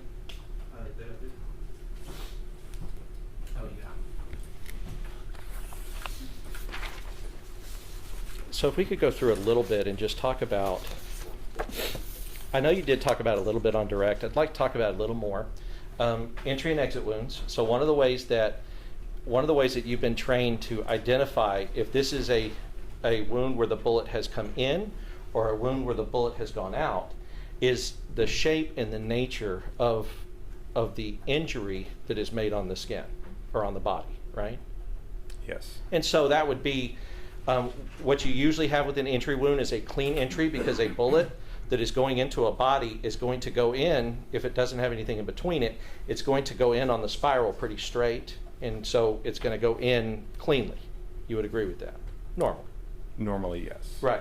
And then in an exit wound, after it's passed through the body, what it does is it takes the bullet off its normal course, and so that's why an exit wound can be bigger, it can be more irregular, it can have the exit wound can be a lot bigger than the entry. You would agree with that? It can be, yes. It can be. And on 169, to the breast, you noted that it was irregular. Can you tell us what you mean by that? Generally, as we said, entry wounds are round and have regular or smooth edges. This wound had irregular edges where it wasn't smooth. There was some parts coming in a little, going out a little.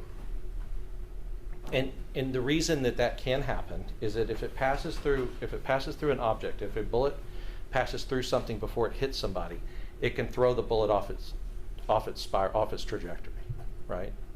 Correct. And if the bullet starts turning or spinning in a different way, it can make the entry wound bigger or more irregular, right? Yes. Okay. So consistent with that would be like if the bullet passed through glass or passed through a wall, that could cause the entry wound to look irregular. Yes. Okay. Now I want to talk about that in terms of what we talk about with evidence of close range firing. So, Your Honor, may I ask the witness to step down? Yes. Keep the doctor, please. Would you take the microphone with you? Sure.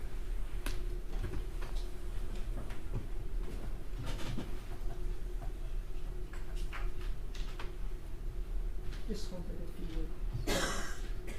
Or put it by the table near you. Thank you. So let's kind of get right here. If you could just go stand over here by the court reporter, please. Now, could you please pull this? Yeah, you can put that right there. Can you pull this tape measure till you get to 3 feet? All right, that's 3 feet. So this would be 3 feet. You and me right here, right? Correct. And when you talk about close range firing, what you're saying is that the muzzle of the barrel of the gun within 3 feet, right? Right, the end of the muzzle of the gun to the target. That's the distance, and it's approximate.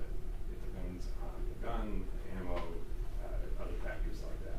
This is an approximate distance. Sure. And what we mean by evidence of close range firing is that when a bullet goes out of a gun and when it is expelled through the barrel of a gun, it has a cartridge that has gunpowder in it, and that's also expelled out of the front of the gun, right? Correct. And that gunpowder is made up of little tiny particles of which burn kind of as it's going through, and as there's an ignition point and the trigger's pulled, and there's particles that are out there, and they're kind of burning particles that are also expelled out through the front of the firearm, right? Okay. And so what you're saying is that those particles within 3 feet, give or take, and I know that it's not an exact science, but those particles can come out along with the bullet, and if I may just lightly touch you, and just land on the body, and that can cause little marks, which you would call stippling or powder tattoo, right? Correct. Okay, and so if you say there's not evidence of close range firing that you can see, all you're saying is you don't see evidence of that powder tattooing or that stippling that we talked about. Right? Correct. Or soot, just the Or soot. black carbonaceous material. And soot, you would agree that soot, a lot of times, soot deposits will be like a lot more close range. Like if there's a firearm that's a lot closer to the skin and the body, you get the soot deposit because the barrel, when the gunpowder comes out, the barrel, if it's close, that soot will deposit there on the skin and you can see it. Correct. Soot is generally deposited on the body within a few inches. Right. So that would be very, very close. Now, so holding, and I appreciate you holding this with me, but holding this here, you would agree that that this is a place that you can just hold it right there.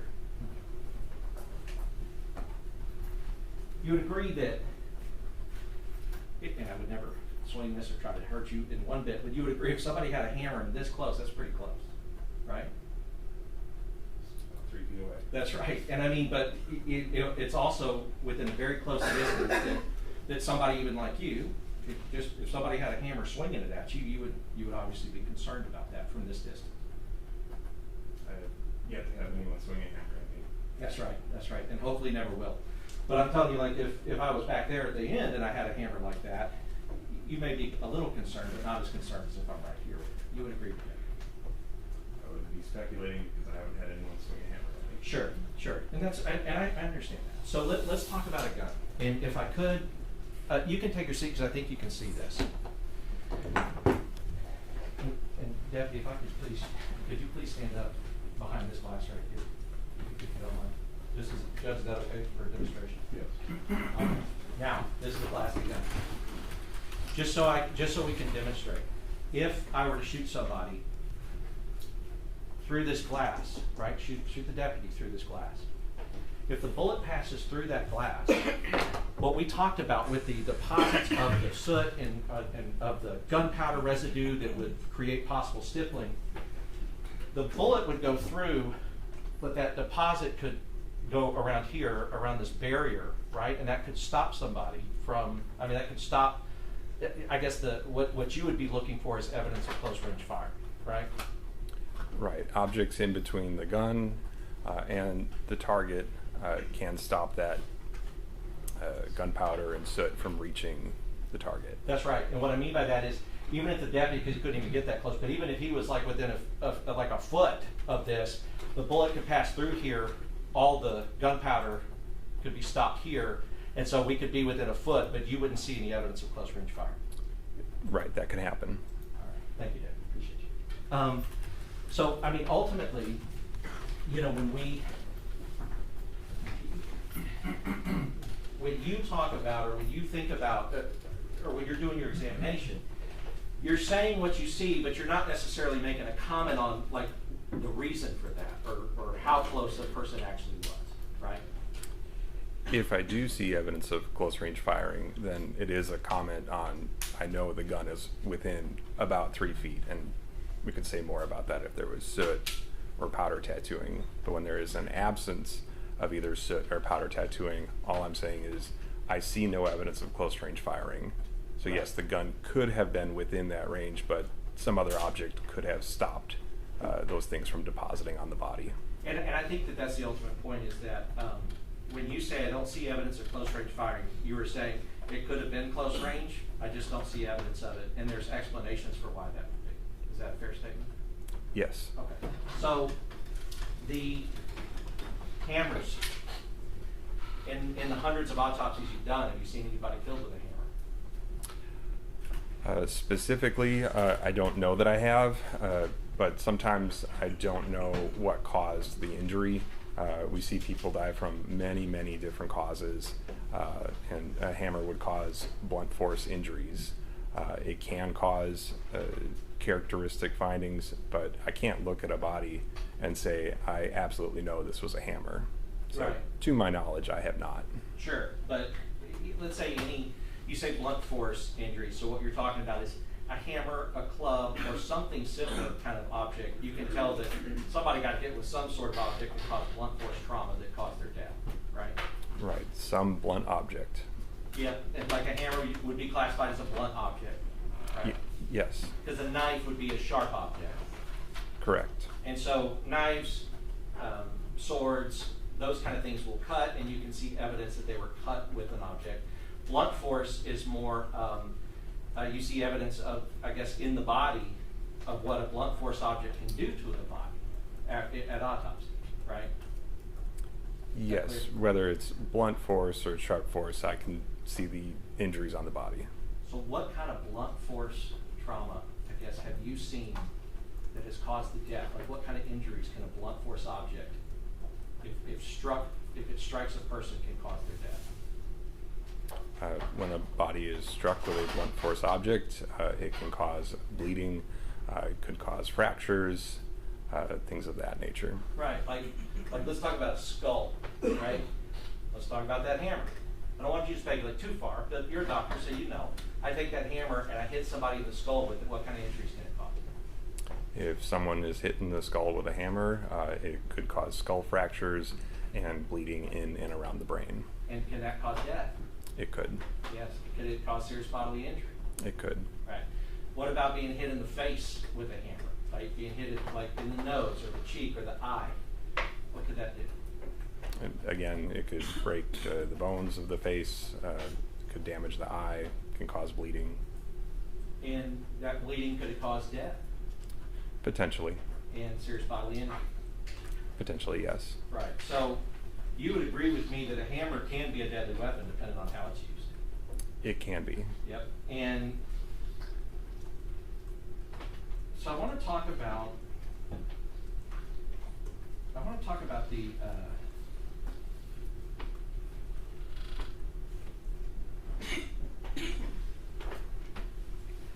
the gunshot wounds. Warren, so that it can be clear.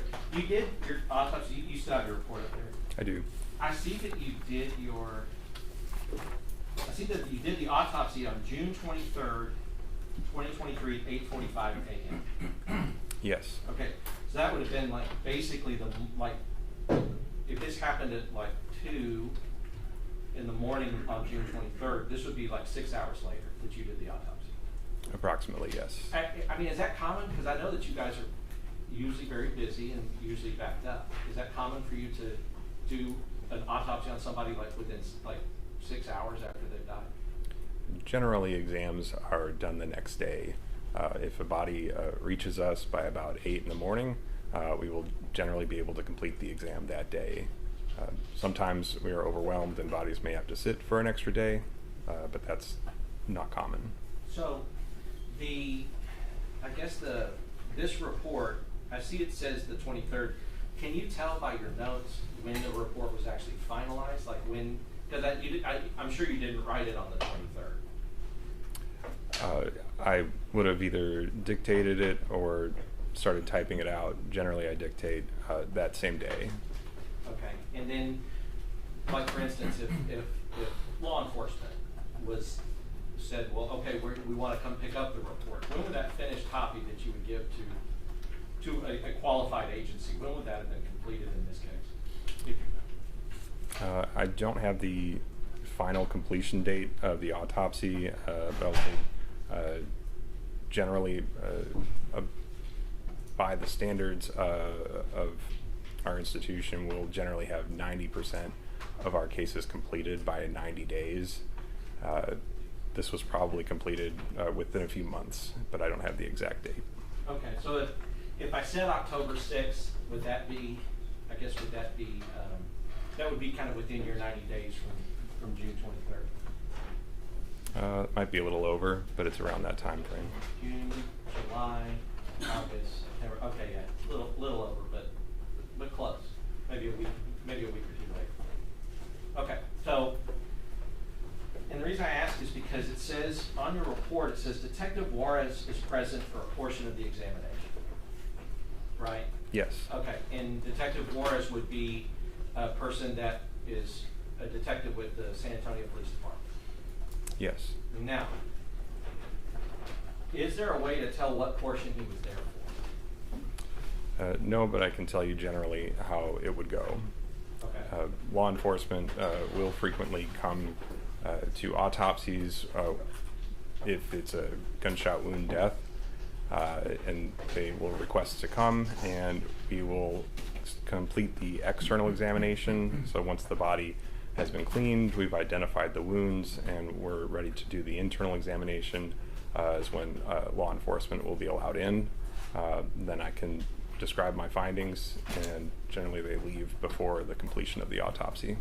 Sure, and so, because once you describe your findings, that's the relevant part for them, and then there's other things that you have to do, as far as making sure that the body is, sewn back and things are put away and all those things that they might not stay to watch all that, right? Correct. Okay. So, by your, because it doesn't say it here, but by your standard practice that you would have told Detective Juarez at least the basic findings that you were making about Ms. Perez during this examination. Yes, generally I will say what number of wounds I find, if I expect to recover any projectiles, those kinds of things. Sure. And just so that we know, because we saw that injury to the back, and I know that you explained it, but that injury to the back where we can basically see where the bullet was lodged, that was an incision that you made yourself into the body. Do you agree with that? Correct. The skin of the back was intact. Okay. And so, I guess you made it there because you were assuming, based on what you saw of the entry wound, that the bullet would be around there somewhere. And with the x-ray, sometimes we use metal detectors which can pinpoint it, and I'll know right about where to get it. Okay. Yeah, so the x-ray showed you that there was a bullet, and so that's an incision that you made after the patient had passed away. Correct. Okay, so so I want to talk about that. So you would agree that your findings show that Ms. Perez was shot twice, right? Correct. And so what that means is that one person could have shot her twice, or two people could have shot her once, right? Correct. Right. But you would say that it is impossible that three people shot her once, based on your findings. Correct. Right. There's no way that three people shot this person one time. In any possibility that you can think of as a medical examiner, based upon the evidence that you saw, that she had only been shot twice. Correct. I only identified 2 gunshot wounds. Right. So, and that would have been something you would have told Detective Juarez at, 10:45 or 11:45, or I guess whenever. How long does an autopsy typically take? Each case is different. I would expect an autopsy like this to last several hours, so probably be done before noon. Okay. So, and that would have been something you would have told Detective Juarez before noon?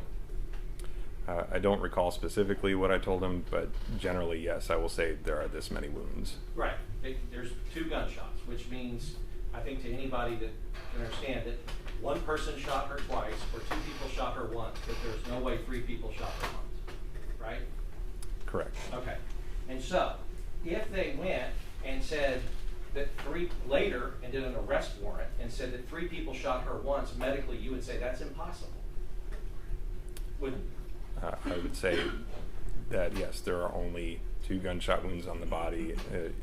If each of those 3 individuals were to strike the body, I would have 3 gunshot wounds. That's right.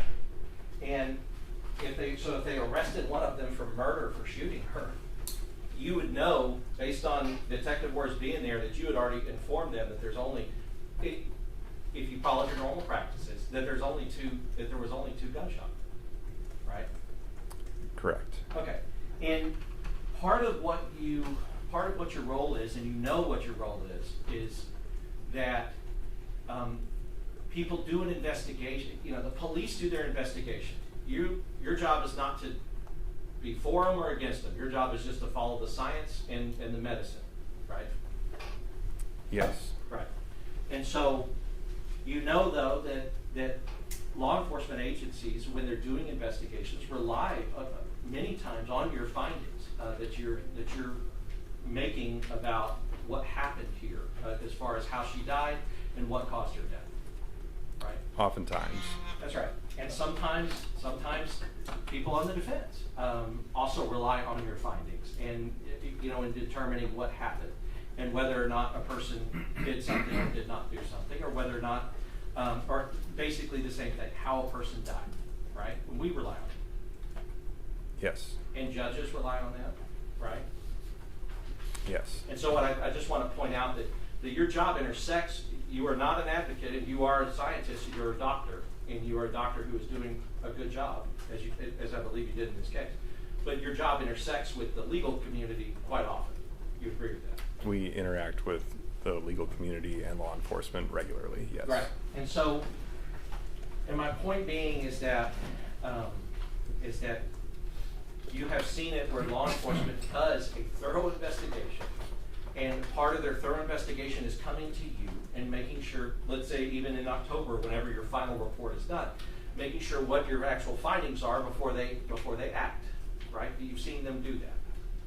I don't usually follow up and see what law enforcement does with it. So I guess, do you never have law enforcement come and ask you follow-up questions about, like, well, what about this, or what your autopsy report says this, but what does this mean, or do they ever interact with you afterwards? Sometimes, Right. generally around the time of autopsy, especially in a gunshot wound case, we know what the final result is going to be. Right. But sometimes, right, there are complicated cases where we do have to touch base at different points.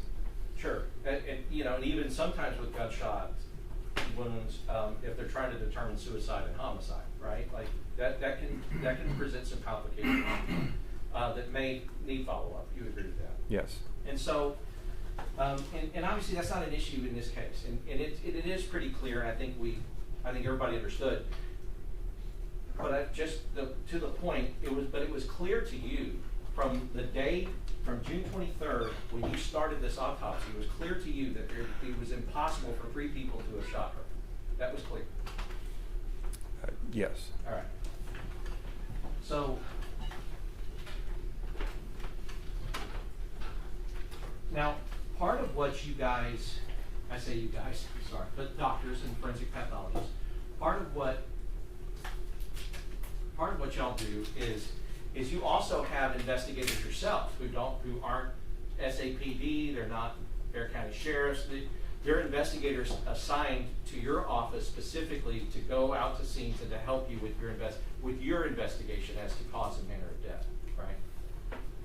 Yes. And so what that would be, what that looks like is that your investigator will go out, like kind of as your eyes and ears, in anybody in your position, they will go out to try to get an idea of the layout of the scene, because that can be important to you when you're making your determination. And then they also make a report to you so that you can read it and have it with you when you're trying to make your findings, right? Correct. And in this case, there was an investigator that went out there, right? Yes. Okay. And so you kind of knew the investigator actually did a pretty good job talking about the lead up to it, which is important sometimes for you to make your determination. Yes. Right? So, and they talked about the fact that Ms. Perez had, cut the wires in an emergency, I guess in a fire alarm box. They talked about how Ms. Perez had assaulted a police officer with a candle and some other things like that, and that she was armed with a hammer. Correct. You saw that in the report. And then one of the things that Mr. Loonan went through with you is, Judge, may I use the well and demonstrate? He was talking about the injury that you labeled gunshot wound number 2. And so with gunshot wound number 2, you would agree that was the one that was underneath her armpit, right? Correct. In the armpit. In the armpit, yeah, sorry. Under the arm, in the armpit. You mentioned it. You can't ever say what the sequence was, which one was actually the first one that hit her and which one was the second one. You wouldn't be able to say that. Correct. They're labeled gunshot wound number 1 and number 2, and that is not to say that I know which one was first or second. It's just for identification. Right. And so and that's because if you just said gunshot, this gunshot, it could get confusing unless we know which one you're actually talking about using a number. Correct. Right. So, but gunshot wound number 2, and Mr. Loonan talked about it a little bit, but yet you would agree that there's no way that gunshot wound and that entry wound could get there in her arm without her arm being raised. I don't see another way for the wound to get there without the arm being raised. Right, because as we talked about, then there would be an entry wound here and here, or maybe here and here or here. There would be an entry wound somewhere else on the body, but this to you was a clear entry wound, and you knew that this wound was the first contact that a bullet had with her armpit. Yes. Okay, so what that suggests, and the evidence in this case has shown that she was running at the officers with a hammer. What that would suggest is her arm would have to be high enough to get a bullet into that armpit, right? Yes. And you would agree that running at somebody with a hammer like this, that's an aggressive gesture. You would agree this is aggressive? I don't usually make determinations on what's aggressive or not. I'm just asking on a human level, as a human being. You agree that somebody running at somebody like this with a hammer is aggressive? That could be perceived as aggressive. Yes. Because as a doctor, now let's go back to put your doctor hat on. As a doctor, if I come down on somebody's head with that, that's the skull fracture that you're talking about. Could happen. It could happen. Right. And if I come through with somebody's face like that, and I come through like that and hit them in the face, that is, the injuries here to the eye, to the cheek, the bleeding that could cause serious bodily injury or death, right? That could happen, yes. And this other end of the hammer, if I take that other end of the hammer and I put it into their eye, I could take their eye out with it, right? Potentially, yes. Right. But what we know is that at one point where the patient was shot, she had her arm raised over her head, and we know now that she had a hammer in it. and I'm standing here kind of like a stand.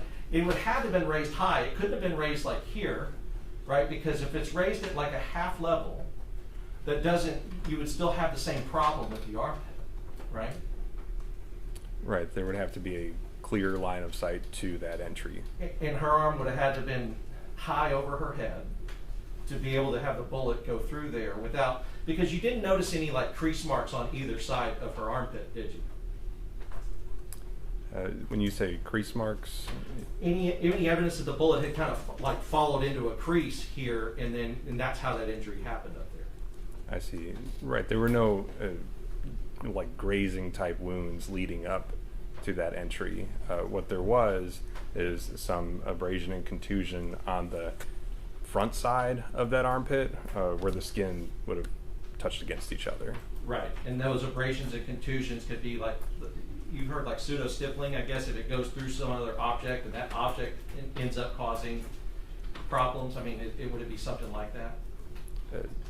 I wouldn't say it's like pseudo-stippling, but it's just the skin expands in the area of the gunshot wound, and if there's another skin surface, it can hit against it. Got it. So, and if it does do that, it can cause those types of abrasions. Correct. Right. But, and what I mean, and what we're kind of talking about with the crease is if, and I'm holding my fingers up, if that's the armpit here, and the arm was down, and a bullet comes through, it would cause an injury here or here before it got into the armpit. And that would kind of tell you that the skin was kind of, close down or close together, and the bullet just rode up the skin, and that's how it entered in, without making an entry wound on any part here. Does that make sense? Right, that could happen. Right. Bullet flies through, and it would crease and crease, but you saw no evidence of that. I did not. So the evidence you saw is the bullet is going right into an armpit, pretty much, straight on, without hitting any other part of the body. Correct. I did not see another part of the body that was hit prior to that entry wound. And in that injury, just by body mechanics, that the arm would have to be like almost completely raised. Asked and answered. I don't think this one is. Overruled. It would have to be almost completely raised to cause that injury without causing any other visible injury to the body. It would have to be raised. I don't think it has to be vertical.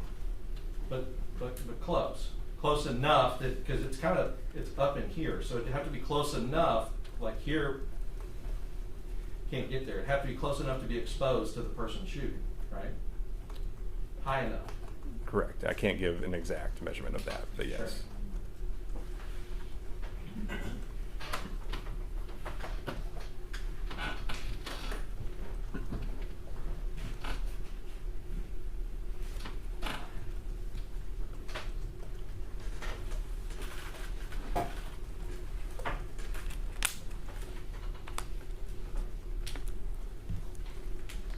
I'll pass witness.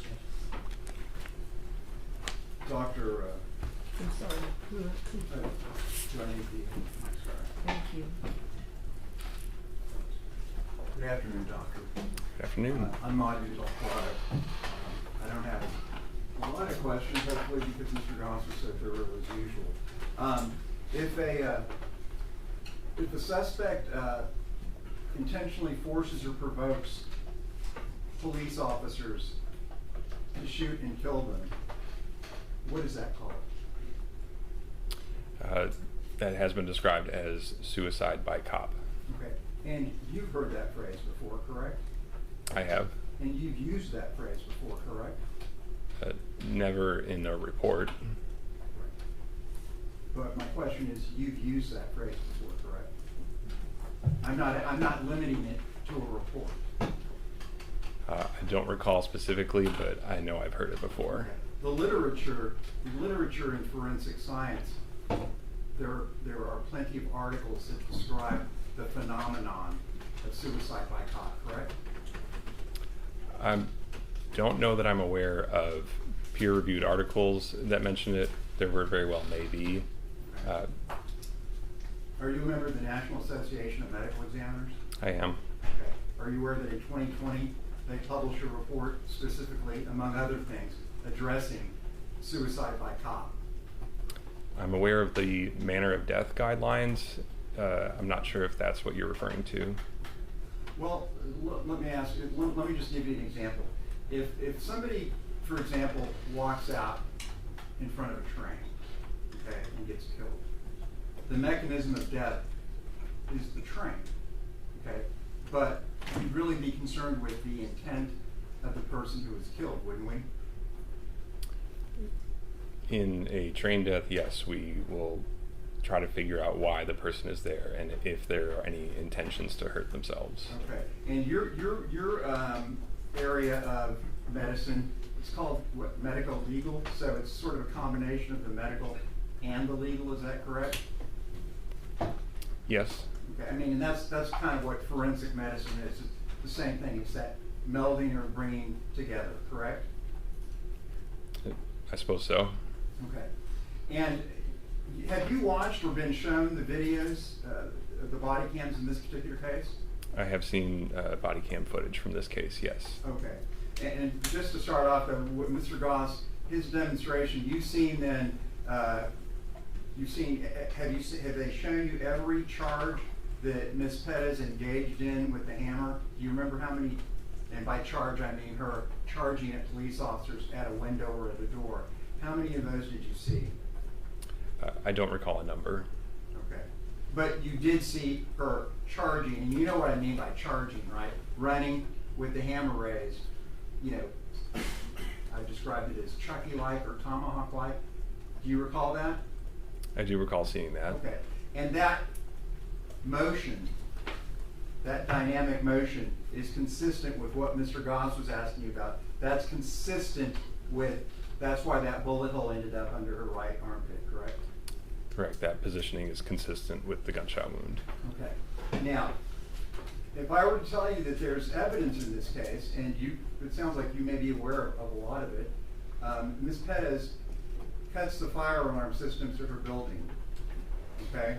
And then she describes herself as being schizophrenic, but she's not taking her medication. And then she denies that she's really schizophrenic. And that in and of itself is a medical condition, isn't it? Are you aware of what, I can't pronounce the word agnose. It's where you're denying that you have the mental condition. I do not know that she has schizophrenia. It was reported to me, and I'm not aware of what she said about that diagnosis. Okay, well, let's assume hypothetically, since you're an expert, that she told the people at the scene, because it's on the body cameras, that she was schizophrenic and that she was not taking her medication, and among other things, making, you know, that she owned the building, that the FBI was listening to her, that she was a member of a cartel, things along those, Elvis's daughter, okay? And she flees from the police and goes into her apartment. And in their attempt, after hot pursuit, after chasing her, after that escape into her apartment, a police officer tries to go into the window to arrest her for committing these crimes, that she comes at him with the hammer. And she barely misses him. Okay. Now, Your Honor, he pulls. is there a question here? Yes, it's a hypothetical. If you're losing me, a compound question. Okay, let's get to the question. okay. If you're losing me, let me know, doctor. The police officer pulls a weapon. Actually, more than one police officer pulls a weapon, points it at her, and says, "You're going to get shot." And she says, "Shoot me." What might that indicate to you if you're trying to determine somebody's intent, if the phenomenon of suicide by cop may be present? I would say someone's intent, I can't ever truly know. And it'd be important to say, when we talk about the phrase suicide by cop, that the National Association of Medical Examiners published the manner of death guidelines. And these are guidelines on how medical examiners can handle cases. Cases that would fall under that category, it says, may be classified as homicide. And at the Bexar County Medical Examiner's Office, something that would fit that type of description, we would still call a homicide for manner. It would not change the manner that I would put on the death certificate. Okay, so if I'm understanding you correctly, if it was in fact true that she did commit suicide by cop, your findings would still be a homicide, is that right? Correct. Okay, okay. And I know we can't get into a person's mind, although it sounds like maybe we're getting there eventually. But one of the best ways to determine somebody's intent is by looking at their behavior. Would you agree with that? That can be a way, yes. Okay. So if the evidence shows that she attacked with that, you've already described as a deadly weapon, she attacked Officer 1 twice, and then Officer 2, and then the final where she goes after 2 more officers, that might be indicative of, and let me throw this in, and when she is in the final occasion, there are 2 volleys. She's fired upon, when she's going after Sergeant Flores, she's fired upon 5 times, and apparently isn't struck at all, because she runs back and there's no blood apparent, and then a second later, she makes a run at the door where the other 2 officers are in the same manner. That would indicate, wouldn't that indicate pretty commonsensically and or forensically that she knew she was going to get shot and she wanted to get shot? In forensics, we generally don't make a determination on whether someone wants to get shot or not, unless they, say, pull a gun and shoot themselves. I would call that a suicide. Okay. Are you saying that in the literature there are no forensic pathologists that talk about trying to determine the intent of the person who was shot in order to determine if it was suicide by cop? There very well may be articles of people who would try to describe that. There are many, many articles on many topics in forensics, but I don't have an opinion on what her intent was.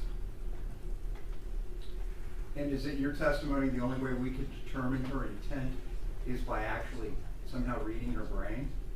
Because it sounds like her behavior isn't enough for you. My goal is to come to the cause of death and the manner of death. Nowhere in that goal is to determine someone's intent in this case. Okay. Doctor, the Mr. Goss was showing you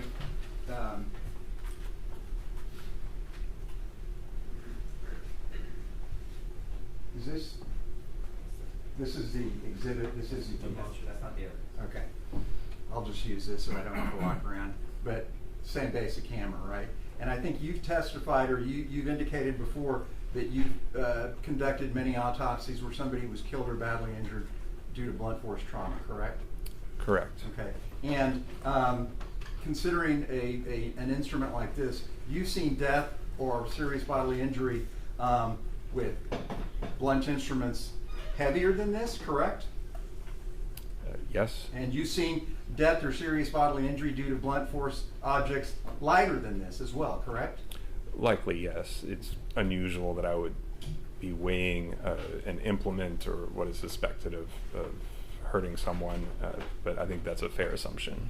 Okay. And if you had told us that, would that be a fair statement? Does that sound like something you may have said?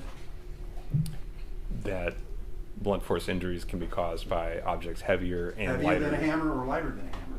Correct. I believe that's that. All yes. That's all I was trying to point out. But definitely we know that with this deadly weapon, striking somebody could cause death or serious bodily injury, correct?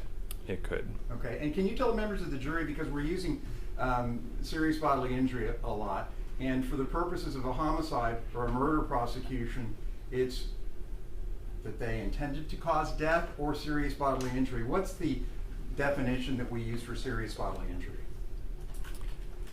Serious bodily injury would be impairment. It could be something that's disfiguring, things that would require surgery, along those lines. Okay. So would you agree that being struck directly by this could cause death or serious bodily injury? It could. Okay. And if this were hurled, if this were thrown, okay, a distance of, say, 3 to 5 feet at a human being, that could cause death or serious bodily injury, correct?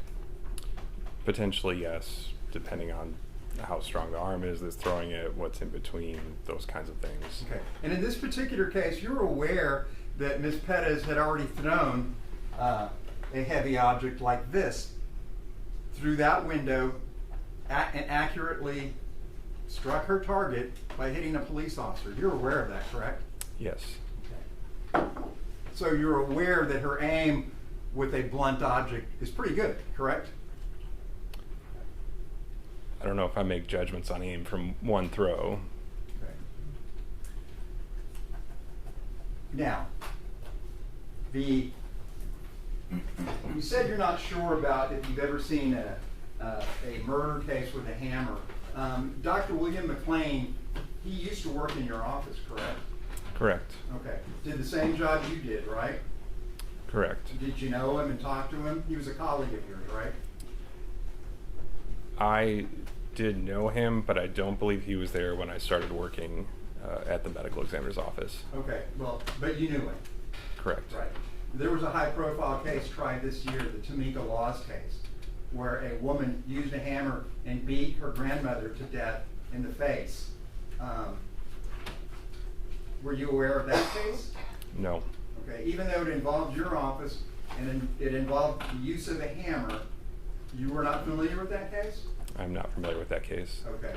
There was a high-profile, nationally publicized case of former Speaker of the House, Nancy Pelosi. It was all over the news and in the media where a guy beans her husband in the head and almost kills him. Are you aware of that case? I have heard of that case, Okay. yes. Did you see that video? No. Okay. So there's no question that a hammer in its use or manner of use can cause death or serious bodily injury. No question, right? The potential is there, yes. Okay. Because I think you said before, there's a lot of ways to die, right? Correct. Okay. So, when Sergeant Flores has his back to Ms. Perez, who's charging him with the hammer on, I guess, maybe her fourth incident going after a police officer, and his back is to her. What part of the skull, would this be the occipital? The back of the skull is the occipital skull, Okay. yes. And if she would have struck him in the occipital area of his skull, what kind of damage would have been done? As I mentioned before, if the hammer strikes the head, it could cause a skull fracture and could cause bleeding around and in the brain. Okay. And the temporal area, that's a very thin area of your skull, correct? Yes, that is much thinner than the back of your skull. Okay. So if he would have gotten struck here, he would have even been more susceptible to a major injury or death, correct? Likely, but it depends on the specifics. Okay. What about the occipital bones, your around your eyes? Same question. The orbital bones? Yeah, I'm sorry, the orbital bones. Yes. Yes, wherever struck on the head, there is the potential for fractures and bleeding. Okay. And if the hammer were to hit his trachea? There's potential injury to the trachea. Then he could potentially be asphyxiated, correct? Theoretically, yes. Okay. Now, you've seen, or have you seen, when the hammer was in the process of being striking at Sergeant Flores or being thrown at him, and have you seen the glass breaking? I have. Okay. And did you see the glass breaking outwards? Yes. Okay. Now, unfortunately, we don't have the glass because the San Antonio Police Department didn't collect it. But would it be fair to say, can you tell the members of the jury what is exsanguination? Exsanguination is when you lose too much blood. It's a frequent cause of death. So it would be the mechanism of death in Ms. Perez. And I assume in the hundreds of autopsies you've done, you've seen that manner of death where somebody bleeds out, correct? Yes. Okay. And they could certainly bleed out from getting cut with large shards or potentially any shards of glass coming out of that window, correct? Glass has the potential to cut the body, yes. Okay. And if it has the potential to cut the body or lacerate the body, it has the potential to what? Lacerate some arteries? Potentially, yes. Okay, so if it cut or lacerated, what is this here in your neck, your carotid? The carotid does run in your neck. It's pretty deep in your neck. Okay, if that were lacerated, could that be cause death or serious bodily injury? Yes, Okay. if somehow the glass penetrated that deep, yes. Okay, what about, where's the femoral artery? That's in the thigh. Okay, if any glass would have cut or lacerated his femoral artery, what could have been the consequences? If the glass were traveling fast enough to go through clothing and to go deep enough into the skin to cut that vessel, that is a large blood vessel that would bleed. Would it be fair to say, and I'm not a physicist, obviously, but if somebody's running, they're charging, and they're using the hammer like that,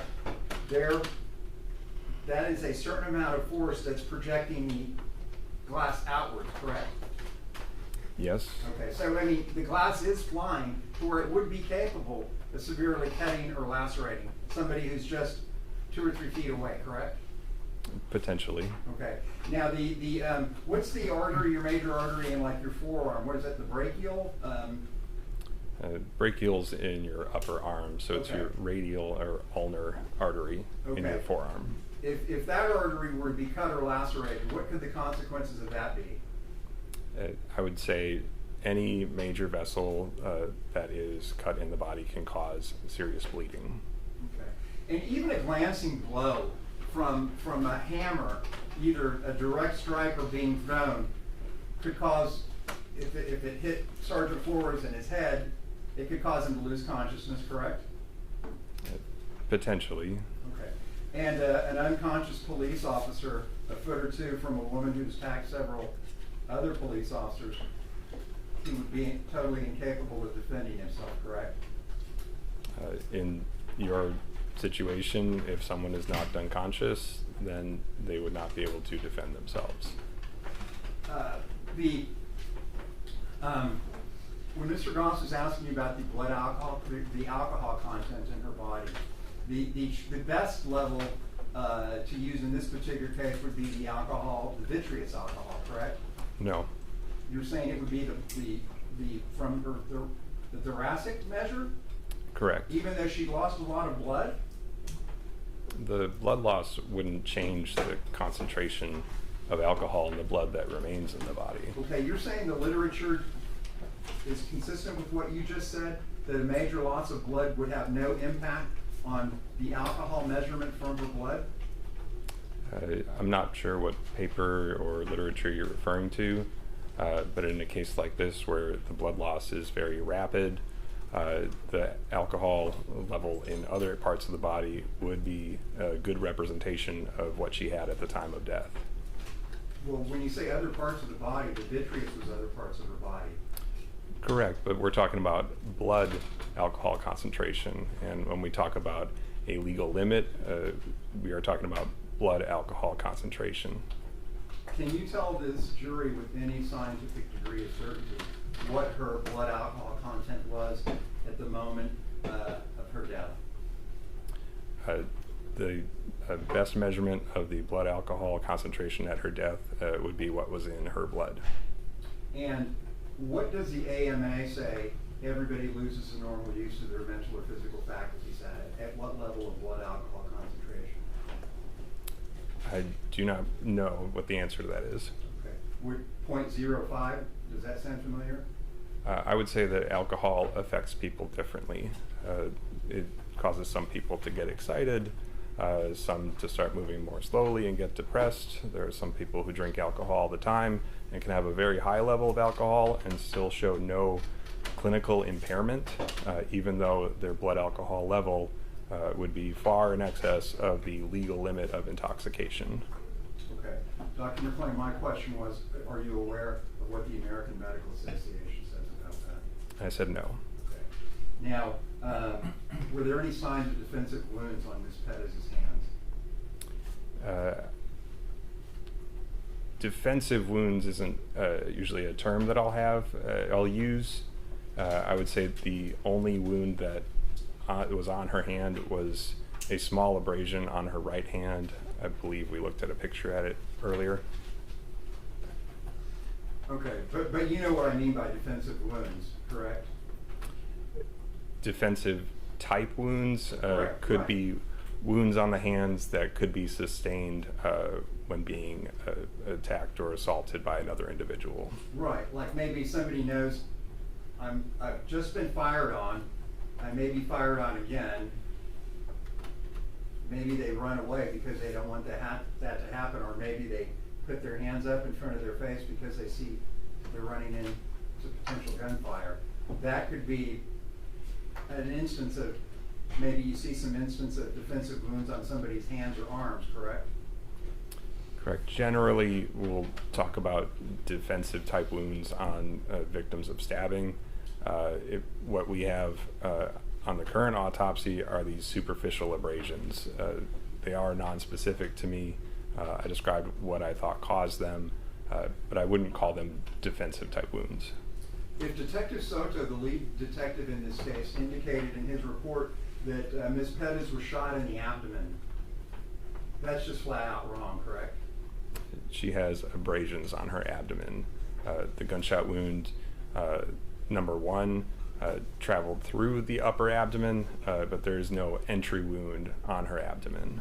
Okay, so doctor, my question was, if he said she was shot in her abdomen, that would be wrong, is that correct? Correct. Right. And if he said she sustained graze wounds from bullets flying past her, that would also be incorrect.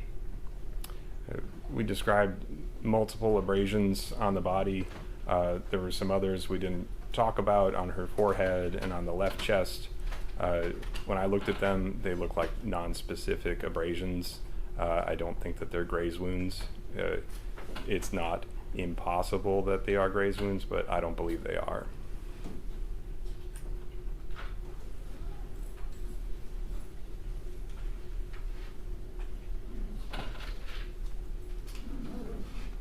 That's all I have. Thank you, doctor. Thank you.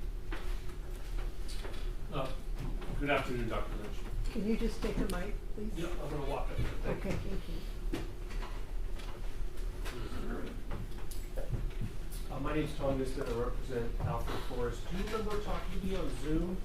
I think it was last summer, but I honestly couldn't tell you what month it was. I can't remember. I'm sorry. Okay. When we spoke, I had a couple of questions about the general, I'm going to call it physical condition of the deceased, Melissa Perez. And I asked you, was there anything, in her body, in her muscles, in her joints that didn't work anymore, like my knee doesn't work anymore kind of thing. And then you said no. Can we talk a little bit about that? Sure. Okay. So you found that she was not malnourished. Correct. And her general physical capability that we talked about was intact. Is that something you would agree with? I would say I saw no evidence that her physical ability was anything less than normal, but it's not like when you go to the doctor and they test your reflexes and your range of motion. We don't do that. From manipulating the body, I didn't notice anything. And that's my question. Thank you. And I know you really don't want to talk much more about hammers, so I'm going to make this easy.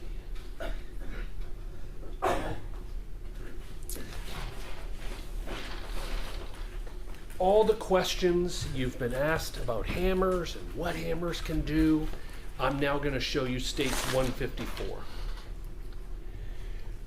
Are all your answers to all those hammer questions the same for States 154A? Its capability, its potential, etc.? That is a hammer, so yes, I think a hammer has the potential to cause injury. Okay. I want to make sure the jury knows that all those answers apply to this hammer. Yes, it applies to that hammer as well. Thank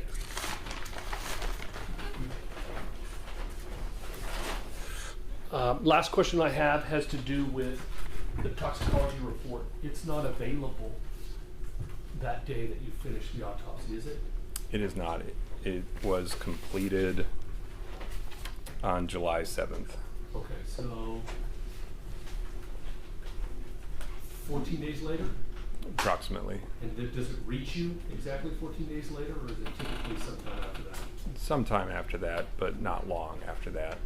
So kind of going back to Mr. Goss's questions earlier in his timeline about Detective Raul Juarez is there and he wants the results that day, he would not have gotten the toxicology results, would he? He would not have that day.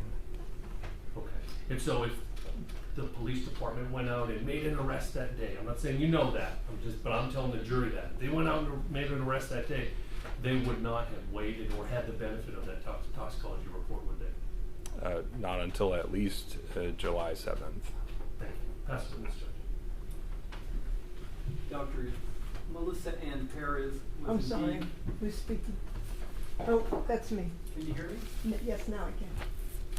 If Melissa Ann Perez was indeed struggling with schizophrenia, would that be her fault? Schizophrenia is not something you cause to yourself. So it is not an individual's fault if they have schizophrenia. Thank you, that's all I have. So to follow up on that, microphone.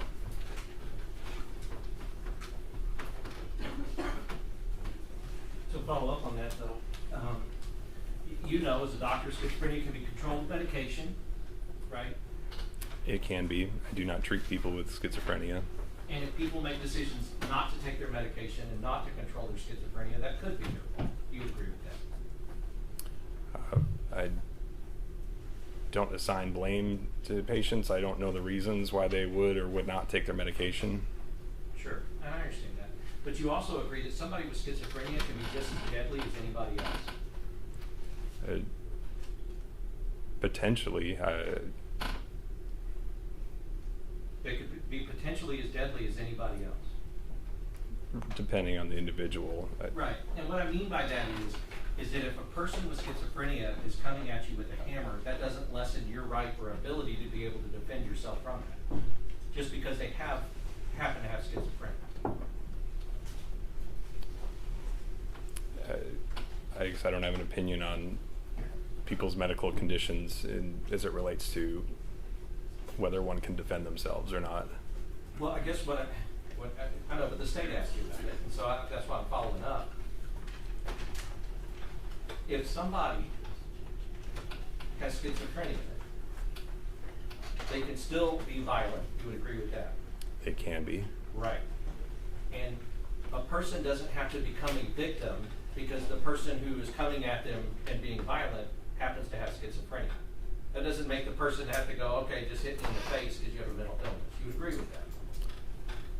Yeah, I would say I don't make the judgments on when force is justifiable. And I'm not asking you to. What I'm asking you really to do is to say that you have a right not to be a victim from anybody, including somebody with mental illness. You would agree with that? I don't think mental illness plays a role in this, in that setting. Exactly. Because really, the only thing that plays a role is what is this person doing, and what is these other people having to respond to, right? That's the only determination. And I don't make a determination on that. And you don't. That's right. So I'm not asking you to make the determination. I'm just saying that we can agree that that's the determination, and the mental illness doesn't have anything to do with that, right? As you say. Again, I don't have an opinion on whether force was justified or not. I'm not asking you to make that opinion, right? Because we have other people that are going to talk about that.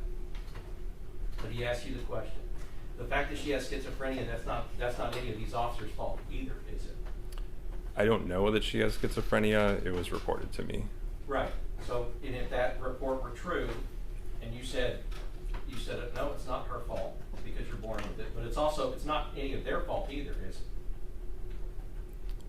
Right. Someone does not give someone else schizophrenia. Right. And they have to respond, regardless of mental health or intoxication, they have to respond to what is happening at the time, taking out mental health and anything else. You agree with that? Again, I don't have an opinion on whether there should be a response or not. They have to respond or not respond at the time. Do you see what I mean? They can respond or not respond at the time, but the mental health status of a person, it doesn't matter. That's not a part of the calculation. That's all I'm saying. I'm not asking you to justify anything or not justify. I'm saying that, and they asked the question, I don't know why, but what I'm saying is that, as you said, a person's mental health and their mental health capabilities and what's going on at the time, that doesn't matter if they're being dangerous to that calculation. You would agree to that? You're asking me to make that calculation, which... No, I'm not. I'm not. I'm saying it doesn't matter to the calculation, not to make the calculation. I'm saying it's irrelevant to the calculation, and you would agree with that? I'm saying I have no experience in making that calculation or what goes into it. Okay. A person with schizophrenia can burn your house down, and your house is just as burned down as somebody without schizophrenia burning your house down. You would agree with that? Yes. Okay. A person with schizophrenia can shoot you in the face, and that your face is shot just as much as it is with a person without schizophrenia. You agree with that? Yes. A person with schizophrenia can hit you in the head with a hammer, and your head is hit with a hammer just as bad and just as dangerously as a person without schizophrenia hitting you in the head with a hammer. You would agree with that? Right. I'm saying it doesn't play into a calculation of... And that's my point. I'll pass it away. Doctor, a deadly weapon like a hammer doesn't know whether it's being wielded by a completely sane, sober, non-aggressive, non-violent person or somebody with schizophrenia, correct? The damage can be the same, no matter who's wielding it, if they're swinging it in a violent manner with bad intentions to hurt somebody, correct? Many different people can swing a hammer and hurt someone else, yes. Right. Thank you. No more questions. No questions, Judge. Thank you. And he'd be excused. Yes, you're excused. If you don't mind gathering up the documents and leaving them up on the ledge for the court reporter.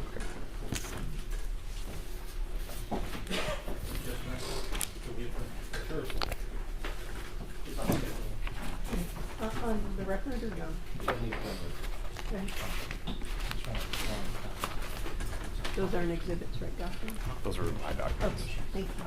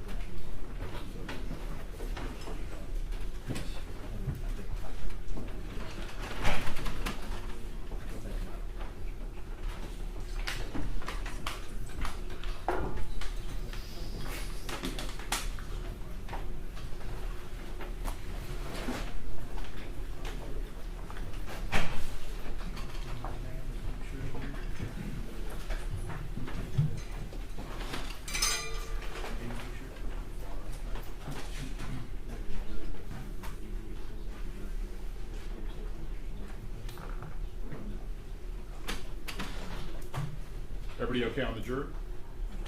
All right, state, call your next witness. Your Honor, the state will call evidence technician Karen Crane.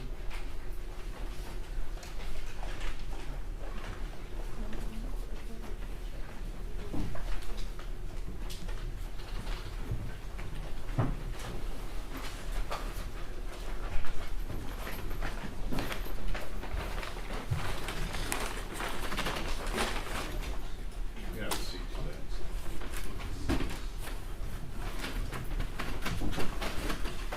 All right, I'm going to swear you in, okay?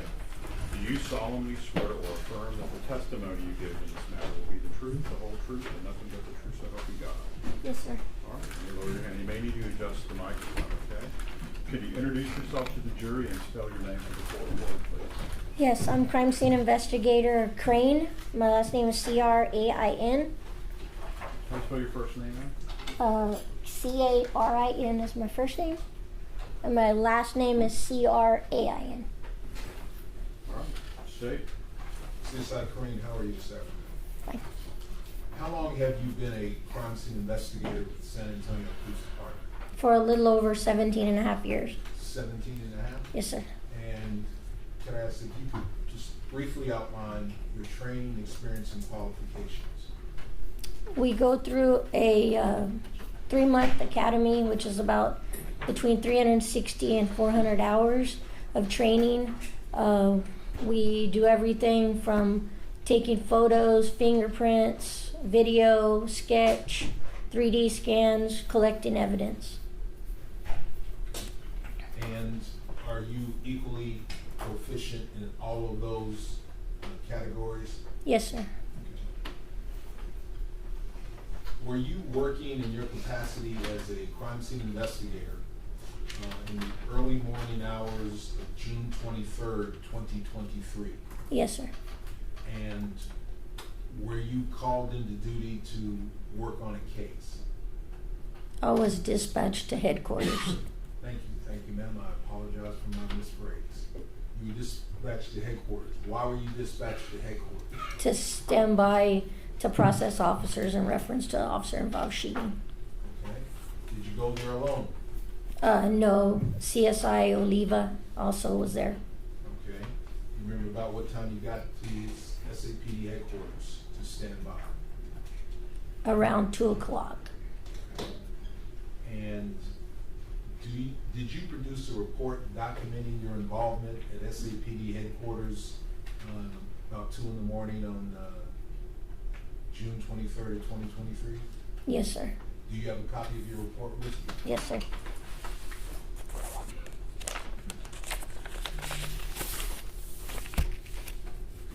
And may I approach the witness, Your Honor? Yes.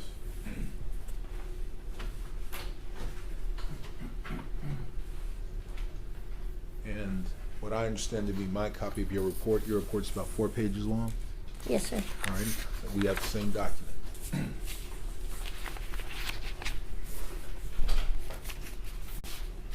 You and CSI Oliva do the SAPD headquarters that morning? We stood by until the officers arrived, and then she photographed each officer, and I collected their weapons and counted the rounds that were in their weapon and the magazine.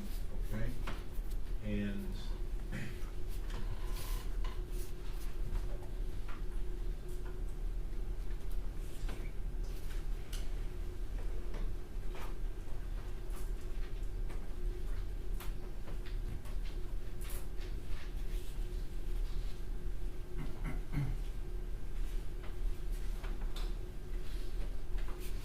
you said CSI Oliva took photographs? Yes, sir. Your Honor, may I approach the witness? Yes. I'm showing you what has been marked as State's Exhibits numbers 175, 176, and 177 for identification. Do you recognize the individuals who are in State's Exhibits 175 through 177 for identification? Yes, sir. Are these the 3 officers whose weapons you collected and whom CSI Oliva photographed that day? Yes, sir. Tender states 175, 76, and 77 for identification to defense for inspection, and move to introduce 175, 6, and 7 into evidence. I'd like to take the witness on board there. Yes. Ms. Crane, if I call you Ms. Crane, do I call you Ms. Crane or CSI Crane? Either way. Okay. Were these photographs taken before they were reissued new weapons? Those photos were taken when they arrived at headquarters. Okay, but you understand that in an officer-involved shooting, their weapons are collected and then they're given new weapons to replace the ones that are placed into evidence, correct? As far as I know, that doesn't have anything to do with what I do. I know, but I'm asking you, do you know that you took photographs of the weapons they had before, or were these photographs taken of the weapons that they were given afterwards by the armory? Those are taken of the weapons that they had when they arrived at headquarters that night. Did you take any photographs of the ones of these officers when they were given replacement weapons? That's what I'm asking. No, sir. Okay, no problem. Move past, no objection, Judge. All right, they're admitted. No objection from us. All right, they're good.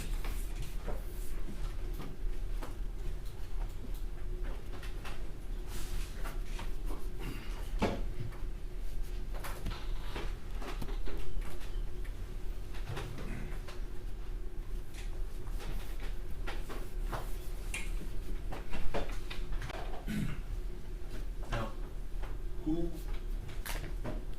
was the first officer that you worked with? Whose was the first weapon you collected? Villalobos.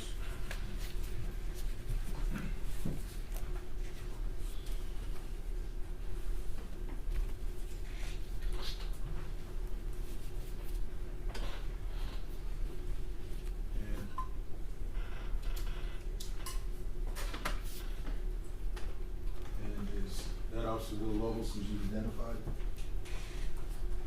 I only see the bottom half.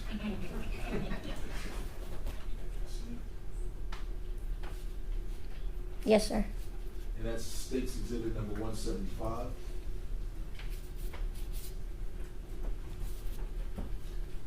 State's Exhibit number 176. Is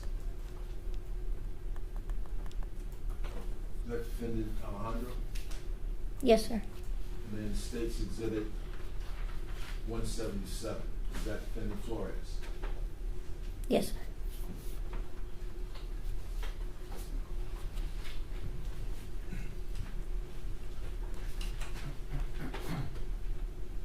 Now,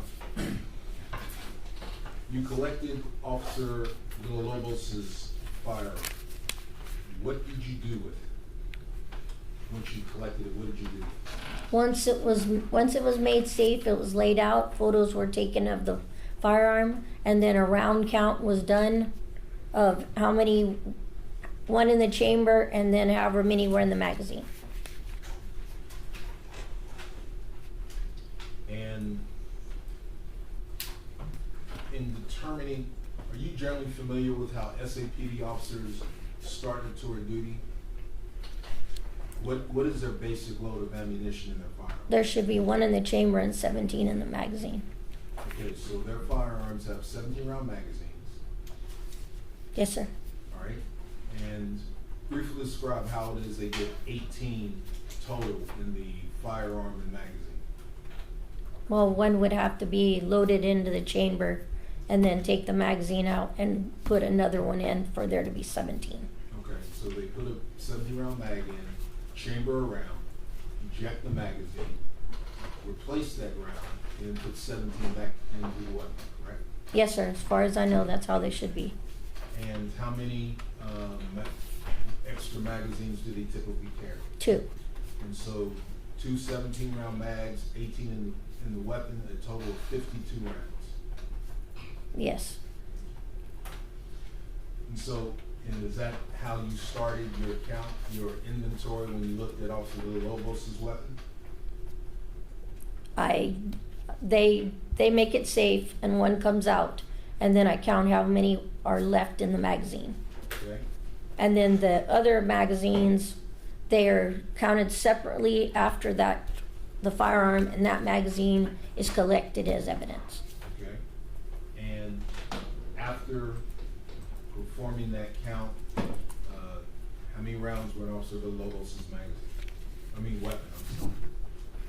In his firearm, there was 1 in the chamber and 14 in the magazine.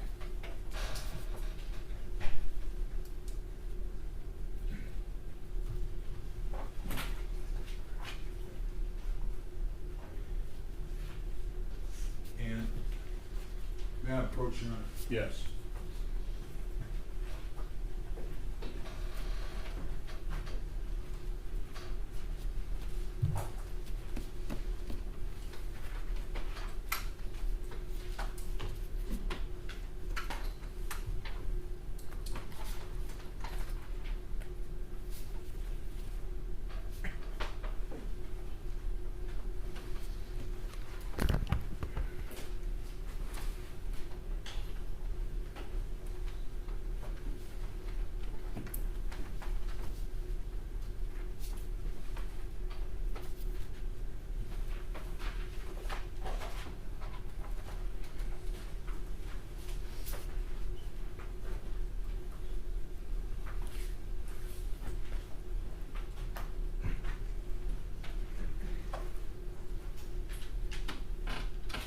So, after you identified the count, and how many total rounds did you determine with Officer Villalobos' weapon?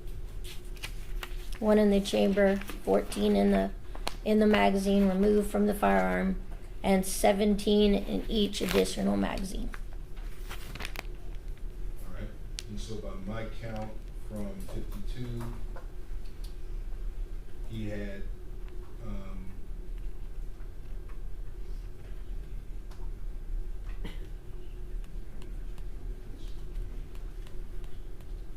he had 49 rounds left. Is that what you counted? I don't count them that way. I count them the way that I. How many were missing for Officer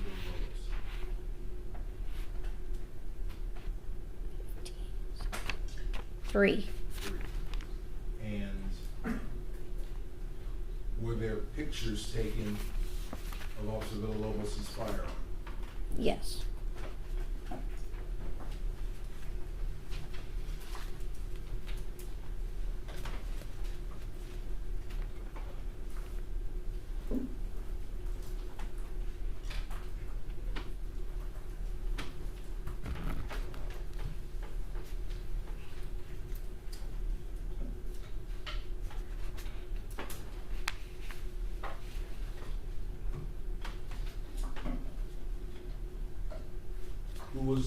Whose was the next officer's weapon that you checked? Sergeant Flores.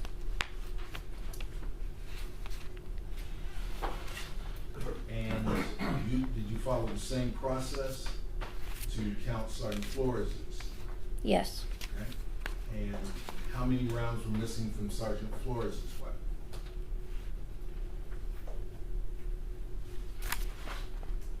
Let's see. 3.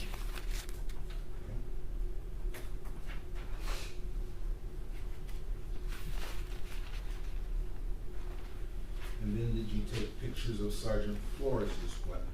Yes, sir.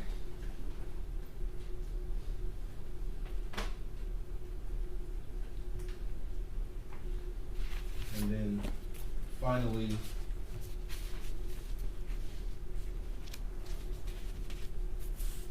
did you repeat that process again with Officer Alejandro's weapon? Yes. 1 in the chamber, 7 in the mag. And then the extra 2 had 17. And so he had how many rounds had been expended? 10. What do you do with that information once you determine the round count? And first off, besides yourself and CSI Oliva, who else is in the room when this process is happening? The homicide sergeant. You remember who that was? Yes, it was Sergeant Whittaky. And he is observing and witnessing the counts and photographing? Yes, as it's being done, then the information is being given to him. What do you do with the information once you determine the number of rounds that have been expended from each weapon? We contact the CSIs that are already out at the scene where it's occurred. And why is that information important to those CSIs? So that they know how many spent casings they need to locate.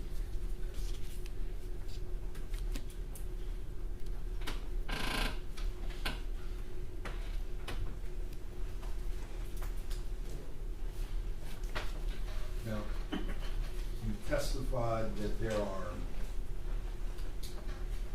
on your report, after you take photographs of the weapons, what are you specifically photographing on each weapon? Both sides of it and the serial number. Okay? And is that serial number a unique identifier to that weapon? Yes. Okay? Did you document the serial numbers of the weapons that were photographed on your report? Yes. Well, they're documented in the property sheet part of it. All right. Is that page 2 of your report? Yes. And what are the serial numbers that you've listed on page 2 of your report? The first one is just tell me what the number is. NMP 8375, NMR 3596, NMR 7965.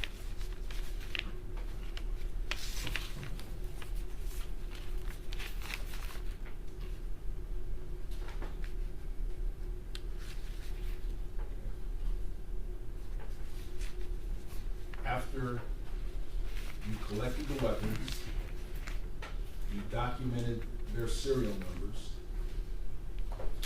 what do you do next? Then after that, we download and do a round count of their extra magazines, and they're photographed. All right. And so the photograph first and the round counts. Yes. Okay. Aside from taking the photographs that you all took of the officers, the round counts, how do you conduct the extra round counts? Just describe it briefly to the jury. They're counted out and put into what the rounds would come in a box, an empty one. The rounds are counted out into that, and it's photographed to show how many were there. Okay, so that is also documented. Yes. After the process is over, what do you do with the extra magazines? They're returned to the officers. What do you do with the weapons after you have taken them and determined the number of expended shells? We collect them, then we take them back to the crime scene unit, and that's where they're packaged. And once they're packaged up, then they are placed in the secure property room at 401 South Frio. And then after that, because it's at night, the next day is when the property room personnel come and they collect all the evidence and take it back to the main property room. Okay, and is that transport between the property room at the crime investigator's office? You already said it's secured? Yes. And the movement to the main property room, is that also done with SAPD personnel and security? That's done with property room personnel. Okay. The evidence that you collected, the 3 weapons, do you enter that ultimately into what is it called, the Q1 evidence report? It's entered into file on queue. Is that what produces? What? File on queue. And that's based on the inputs you have for the evidence you collect? Yes. Do you have a copy of the file on Q report for this case?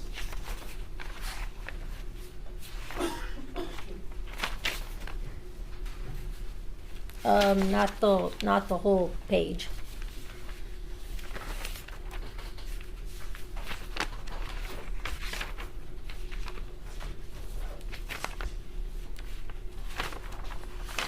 Oh, yes, I do. Right. And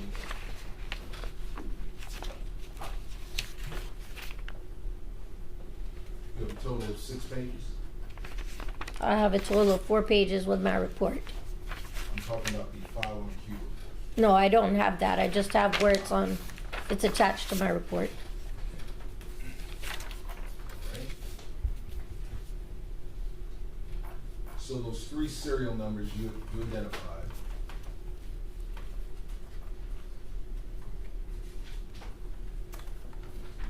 what is the serial number that your report reflects for Sergeant Flores?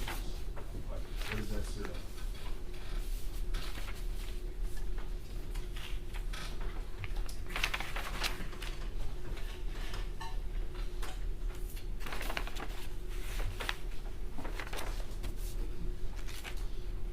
NMP 8375.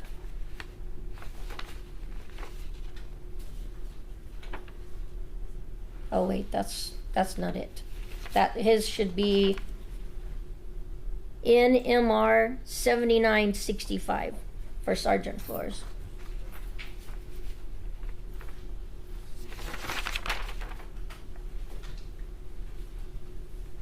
Which should be my E2. So that's what I understand.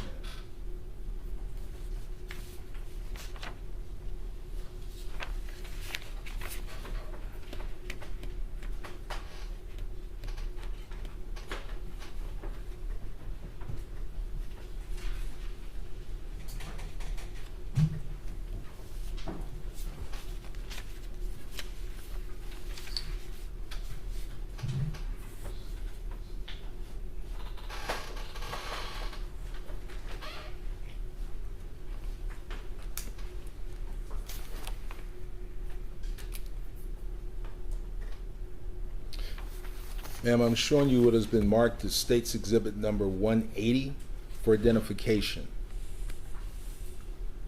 Can you tell me what State's 180 for identification is?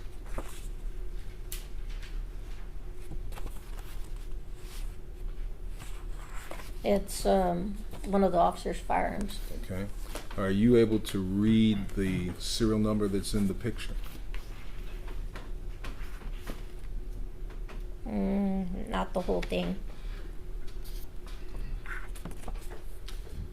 Yep. In the future, we need to bring a magnifying glass. For the record, Your Honor, I am tendering State's Exhibit number 181 for identification. It is a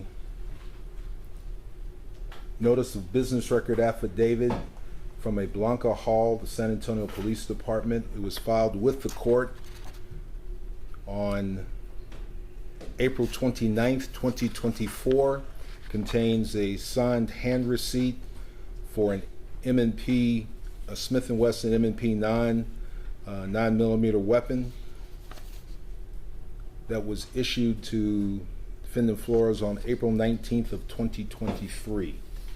Self-authenticating document. It is what it purports to be. Moved it. And I'm now showing. I would like to see the document. Surely.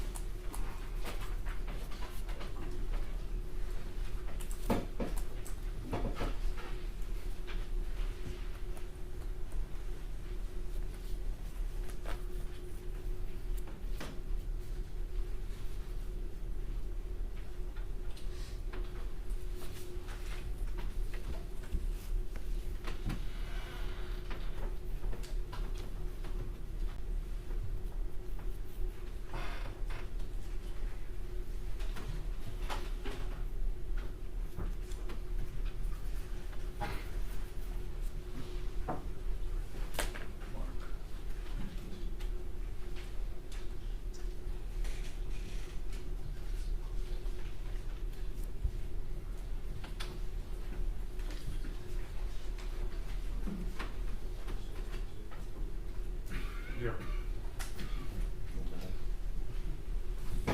On behalf of Alfred Flores, we read it. I didn't hear you. On behalf of, Alfred Flores, we have no objection. Thank you.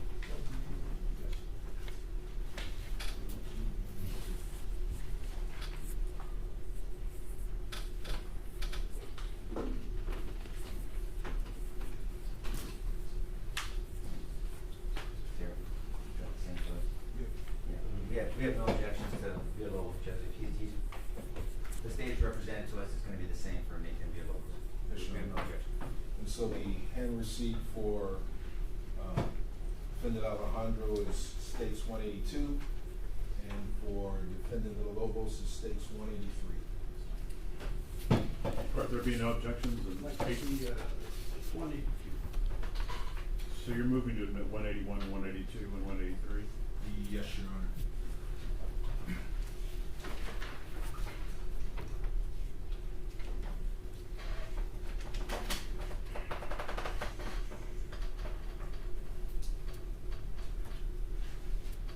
Well, Your Honor, the exception of the fact that, the subscribe date could not have had this cause number on it.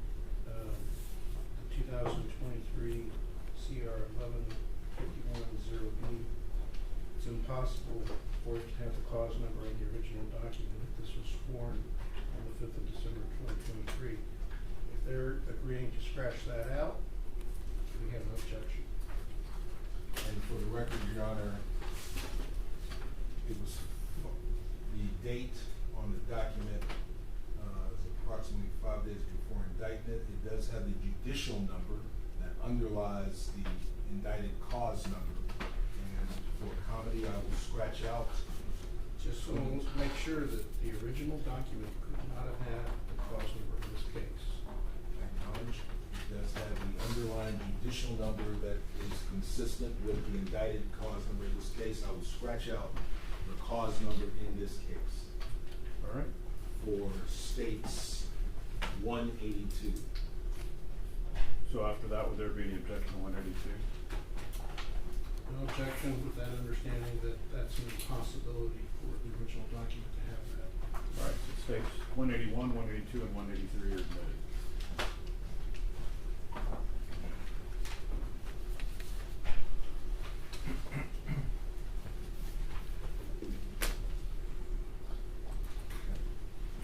Hand me the marker.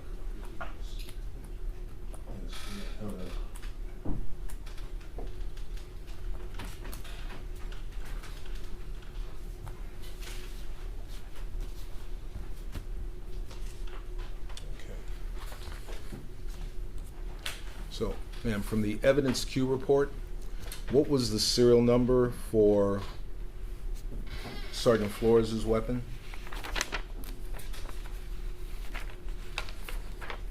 NMR 7965. Okay, and I'm showing you State's Exhibit 181, hand receipt. For the name on the hand receipt is Alfred Flores.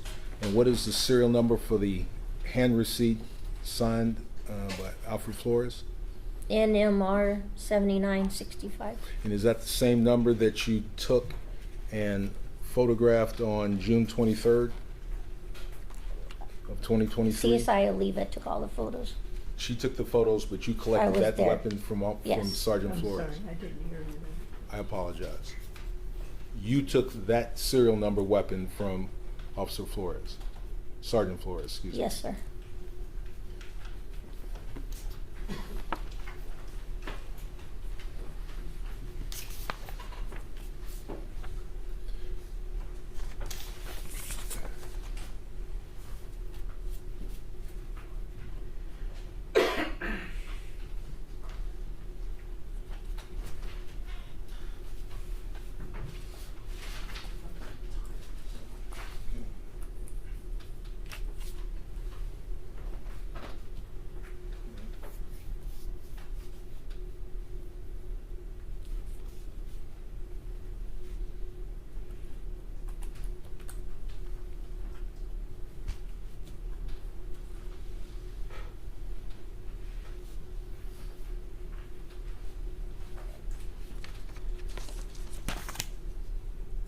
What is the serial number for the weapon you took from Officer Villalobos?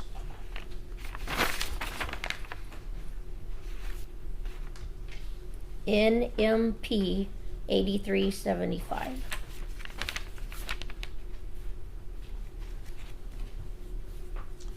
I'm showing you what has been marked as State's Exhibit number 179 for identification. What is the serial number on State's 179 for identification? Looks like it's NMR 8375. Okay. And would you check your Q report? Did you write NMR or NMP? No, it says on mine NMP. For the serial number?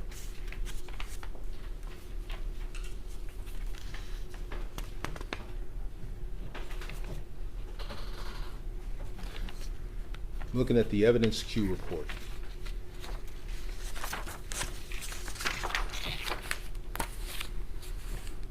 Officer Villalobos, what is that serial number?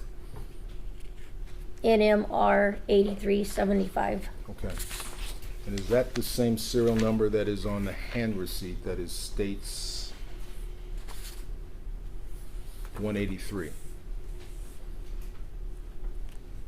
Yes. Okay. So the weapon you collected on June 23rd is a weapon that was hand signed for by Officer Villalobos earlier. Yes. And what is the number of the weapon you took from Officer Alejandro?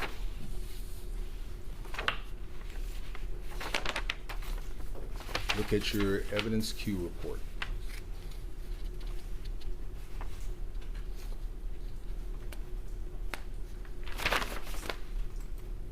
I don't think I have the full one in my papers. Okay.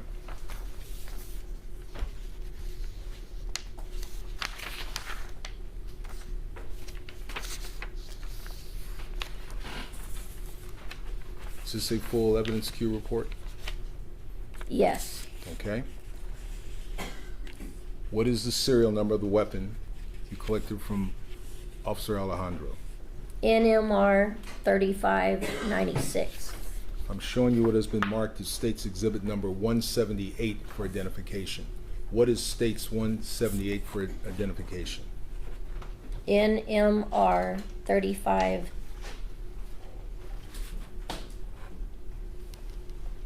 I can't read what the rest of it is. 3596 is what Okay. it looks like. And is that the same serial number on your evidence Q report? Yes. Okay. And I'm showing you what has been admitted into evidence as States 82, a hand receipt. What is the name of the officer there? Elazar Alejandro. And what is the serial number he signed for? NMR 3596. Okay.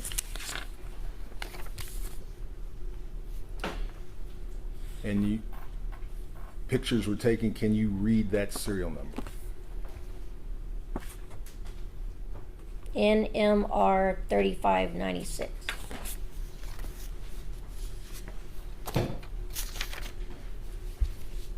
Move to introduce States 179 and 178 into evidence. I tender them to the defense for inspection.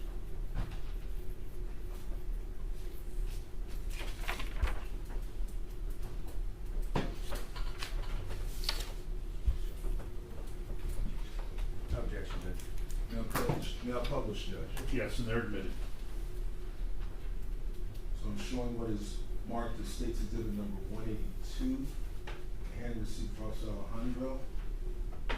Shows serial number 3596.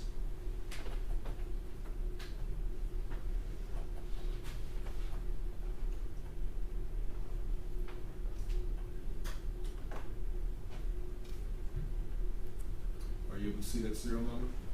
Yes, sir. Okay. And what is that serial number again? NMR 3596. And that is Exhibit 178.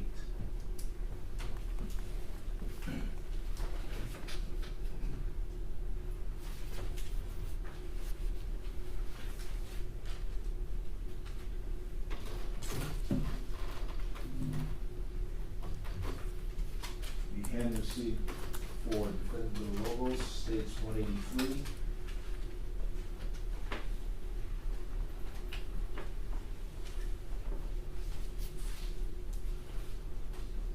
And the photograph that is states 179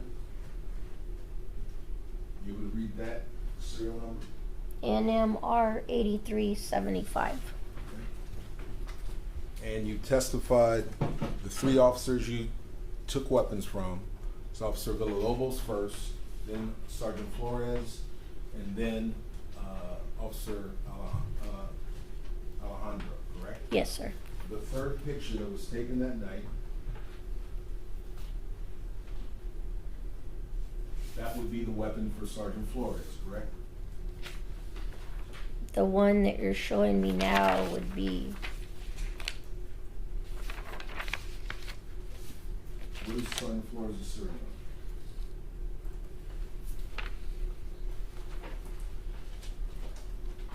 NMR 7965.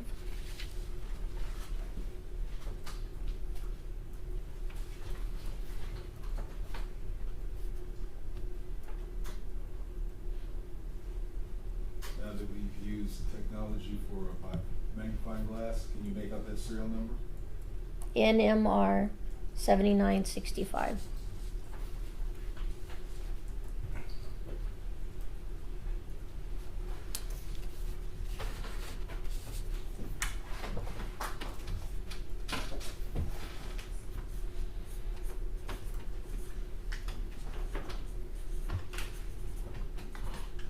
And what is his serial number again? For Sergeant Flores?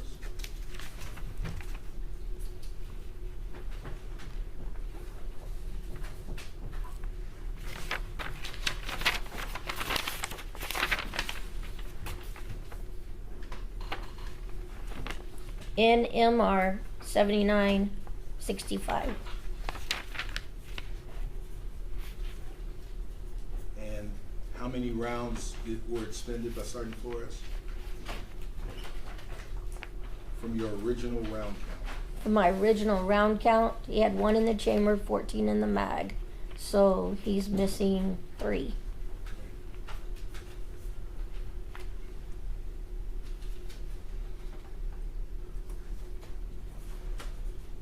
Officer Alejandro?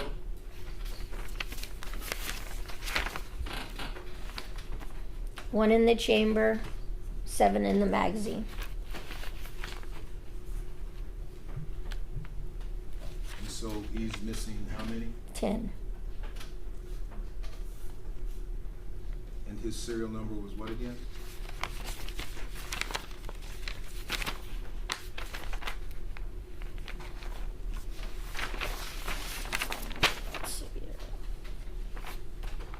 NMR 3596.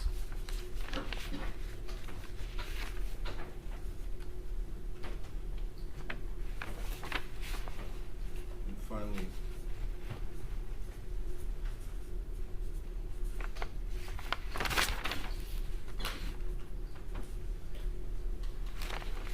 what was the round count for Officer Villalobos? 1 in the chamber and 14 in the magazine, so he's missing 3. And that serial number was? I think your sheet has the correct one on it. Mine has like a misprint. It's in my report. Right. And I'll ask you to look at the evidence Q report.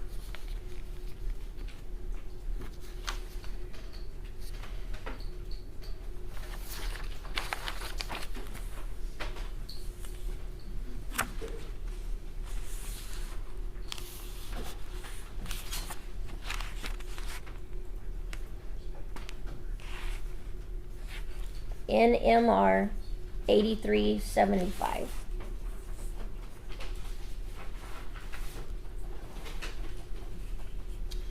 Your Honor, I would mark.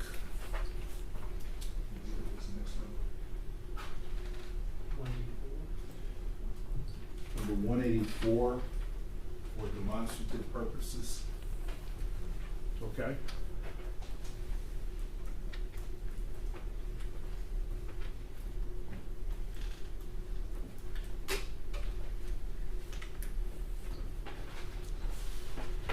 Aside from performing the round counts of all the weapons, taking the weapons and entering them into evidence, well, obviously, did you did we actually ask you to bring any items of evidence here to court with you today?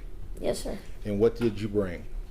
The 3 firearms that I collected. Is that what's in the bag that you carried in here with you Yes, sir. today? Can we bring those out? Do you need scissors?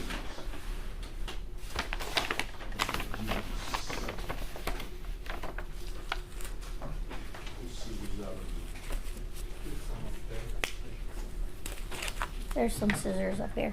Okay, so let's look at the first thing you're going to pull out.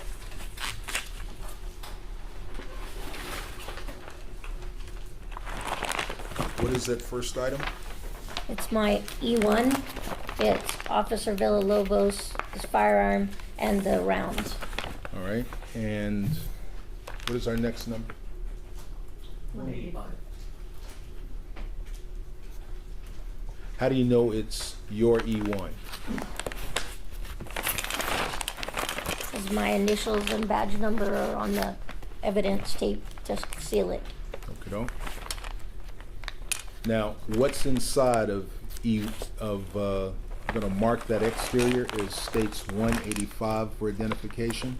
Now, what's inside states 185 for identification? The firearm, the magazine, and all the rounds that came out of the firearm and the magazine. Okay, if you would open up 185 for identification, we will mark everything inside.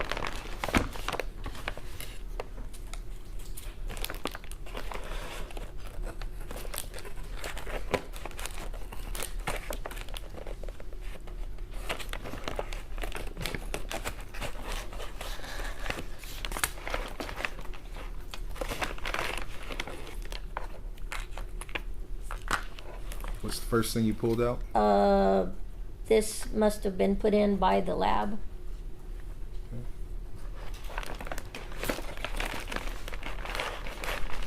The first content is a small box. It says 9mm SR. Is that serial number? What serial number do you read there? The serial number right here, Yes. NMR 8375. NMR 8375. So this goes with that weapon. So it's a small box. I'm going to label it 185A.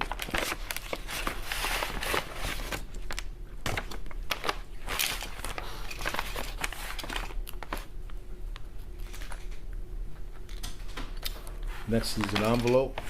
What does the envelope contain?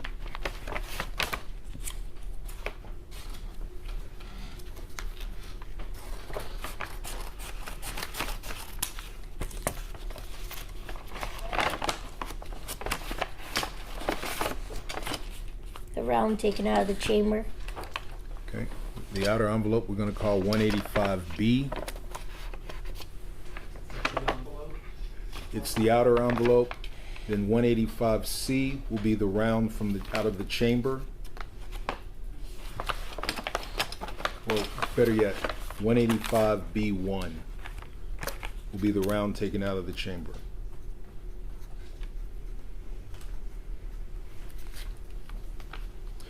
What else is inside 185B? The magazine taken out of the firearm. Okay. I'm going to mark the magazine as 185B2.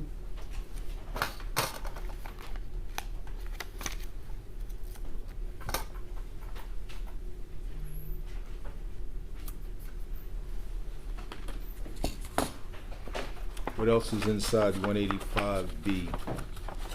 The rounds taken out of the magazine. Did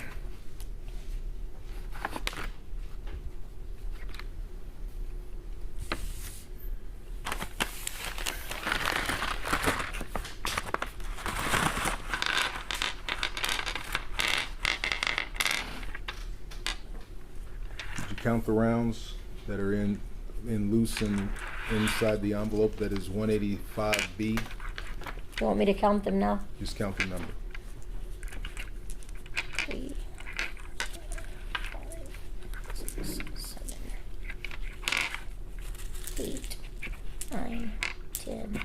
11. Count 11 rounds. Let me make sure. Just put them in the bag one by one. 185B. 2, 3, 4, 5, 6, 7, 8, 9, 10, 11, and 12. 12 loose rounds in 185B. And the box that is states 185A.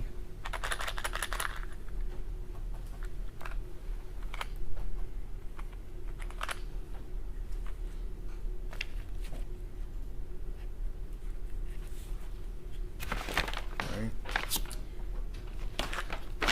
States 185A.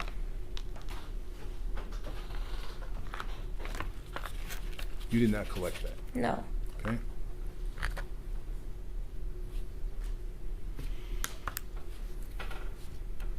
So we have 185B that has 185B1, 185B2, and 185A from a subsequent search. It has a date. What date do you see on the back of 185A? I don't see a date. On the back.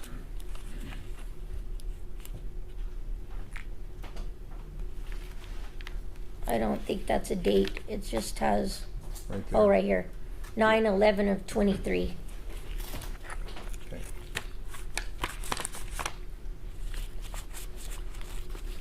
So states 185B.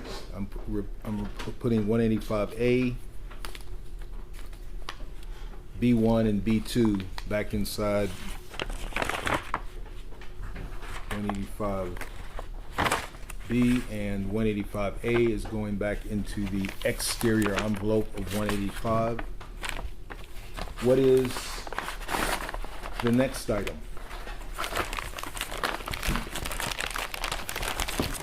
The firearm. Okay. And how do you know it's the firearm you collected? Because it has my initials on it.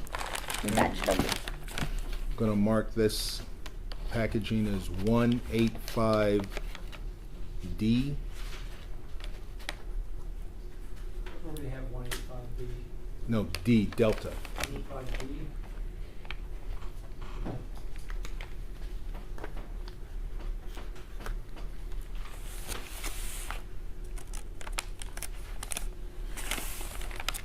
If you would open up the firearm.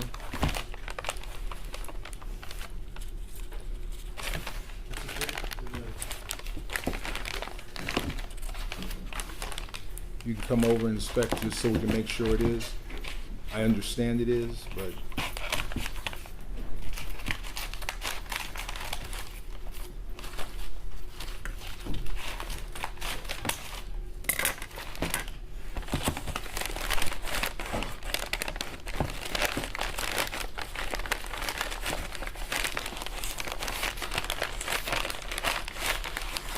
Yeah, I see the, okay. and so the exterior of 185D, which is the firearm, and what are its contents? That's it. Okay, what is the contents? Contents, what is this? This is the firearm collected. Okay. And that would be the firearm you collected from Officer Villalobos on June 23rd, 2023. Yes, sir. Okay. Okay.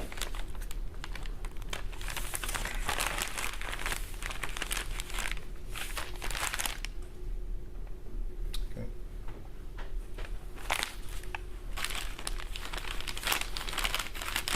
And we'll place it back into its bag.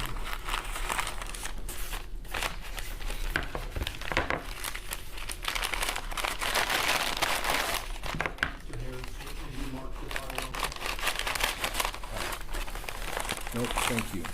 We will call the firearm, mark the firearm as 185D1 Delta 1. Thank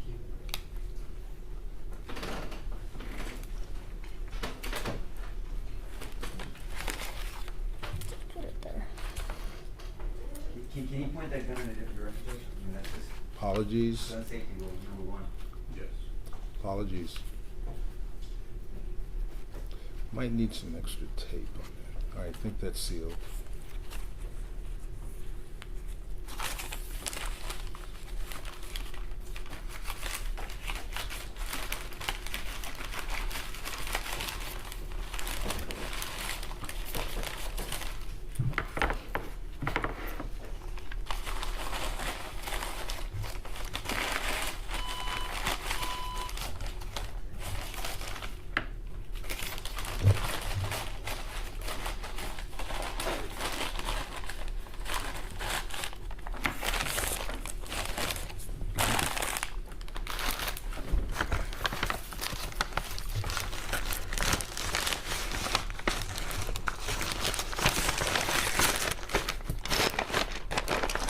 What is the next item you brought?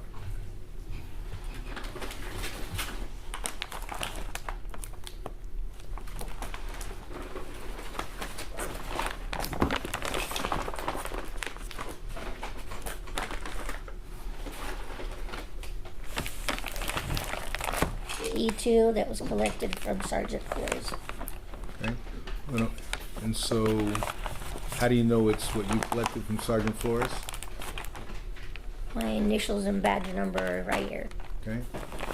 We will mark this package as 186 on the exterior packaging. All right. If you would open states 186 for identification, please.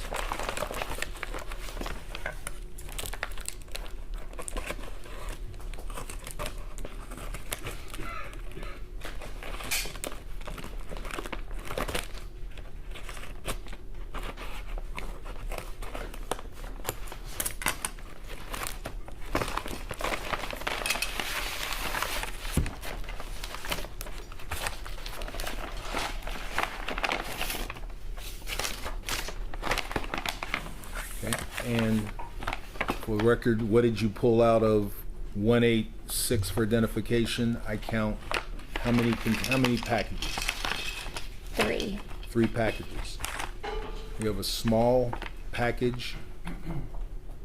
And what is that date written on the package? Can you tell that date? I can see 9/11 looks like 23. Okay, so that would be something from a subsequent search. I'm going to mark that as the small package as 186A.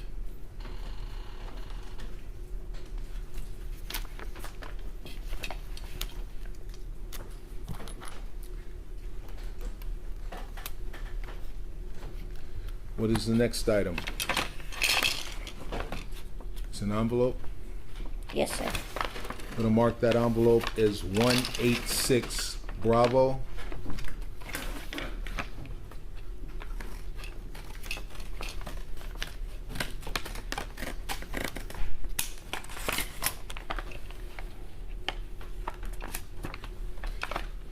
What's inside 186 Bravo?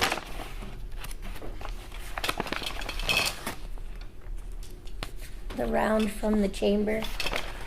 We'll mark that as 186 Bravo 1.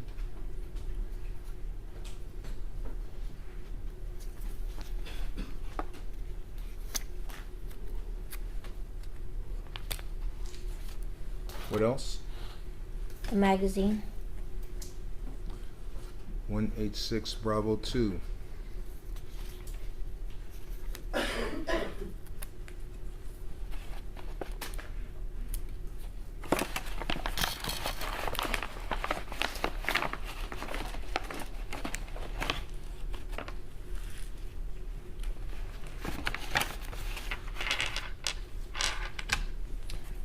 And what's the final thing you pulled out of 186 Bravo? The rounds that would have came out of the magazine. Okay, are they all out? Yes. All right, count them as you go back in. 1, 2, 3, 4, 5, 6, 7, 8, 9, 10, 11, 11, 12.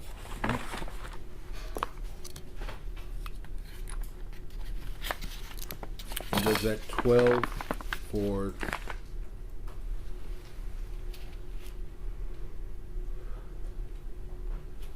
Officer Villalobos, does that track with your initial report from June 23rd of 2023? Yes, but these little boxes were not put in there by me. Yes. Ms. Crane, so are those 12 rounds from one of the magazines that was in the gun at the time, or his spare mag? No, that's from what was in his gun. And how many were issued to him initially? How many 18. rounds? 18 minus 3 would be how many left over? Would be 15. And you just counted 12? Yes, and the one that was in the chamber. So that would be 13? Yes, so there's, Where are the other two? that's what I don't know. This package has been opened by someone other than me. Okay. After there's I- rounds missing though. There should be 13, there was 13, and there should be one more, or two more. So I don't know what's in these boxes. Yes, ma'am, I get Yes. math, but I'm asking, that math doesn't add up on what we're doing right now in front of this jury, right? There's rounds missing. There's rounds missing, but the package has been opened by someone else. And it's not you? No. And that would be considered chain of custody, and you didn't break that chain of custody, No. correct? Thank you, sir. Once I turned it in, just like this, with my initials on it, and then there's also, Yes, it's ma'am. been opened by other people. Yes, ma'am. Okay. I'm shaking what is marked as states 186A and Sorry, what's that? 186A.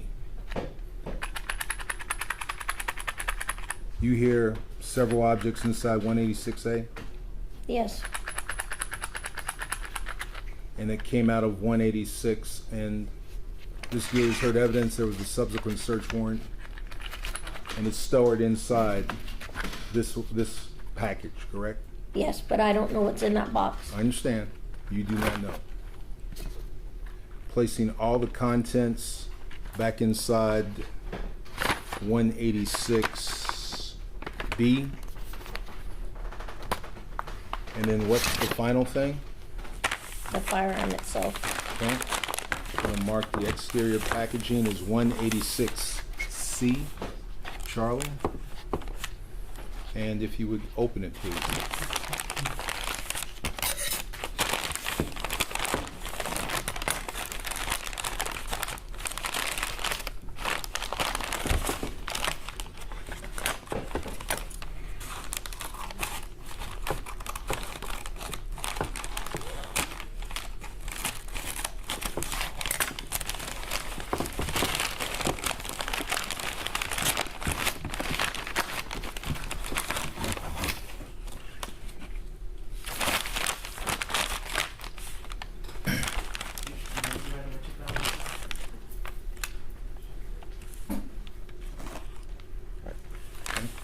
And I'm gonna mark the firearm as 185 C1. 186. 186. I stand corrected, 186.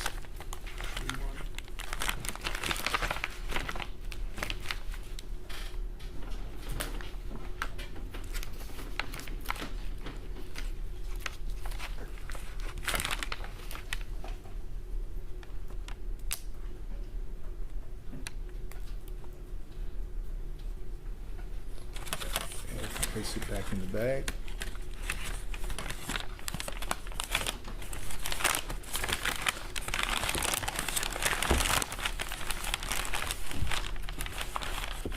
Place that back inside 186 and 186 Bravo.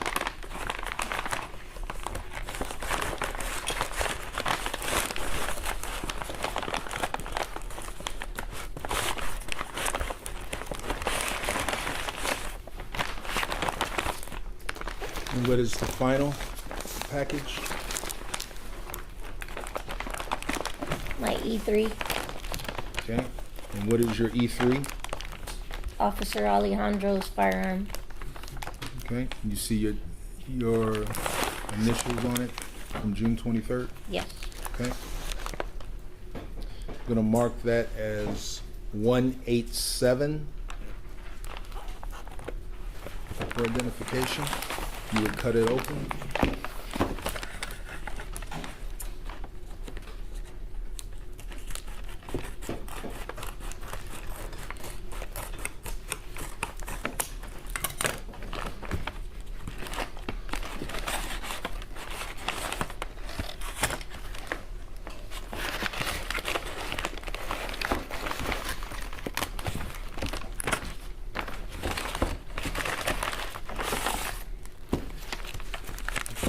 So what is the first thing we pulled out of 187? The small box. Okay, this small box.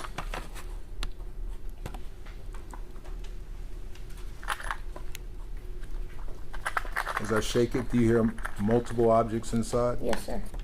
And what is the date on the small box, which will be marked 187A or alpha? 9/11 of 23. Is that the same date that you saw on the small box that was inside 186 and 185? Do Yes, you sir. remember it?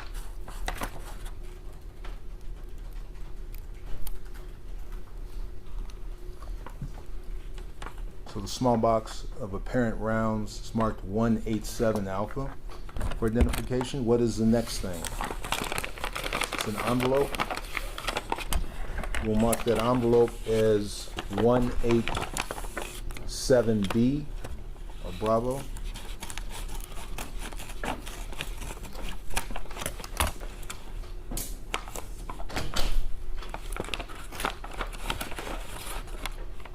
Out of 187B, you pulled what? The round from the chamber. We'll mark that as 187B1.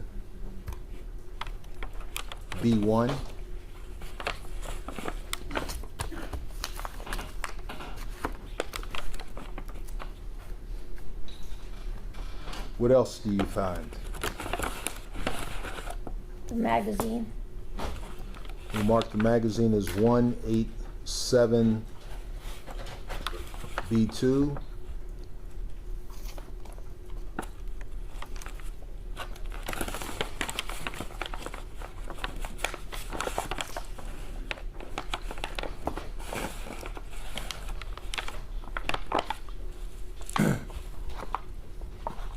One, two, three, four, five. Cut 5 loose rounds. Yes. Inside 187B.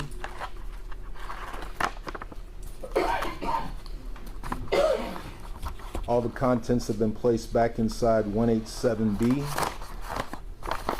And what remains? The firearm itself.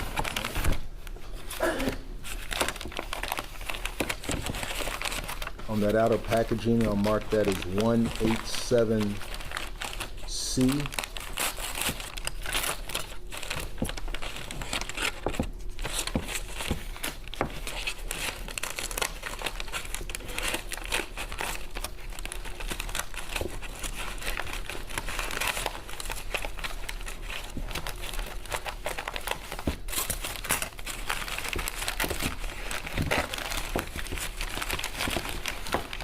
I need to look at this.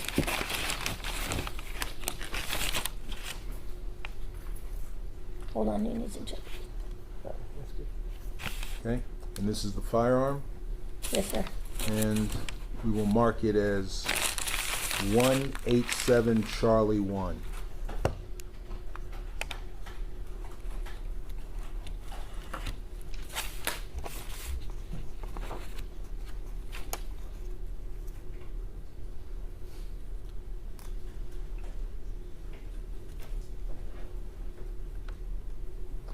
Place that back inside its envelope.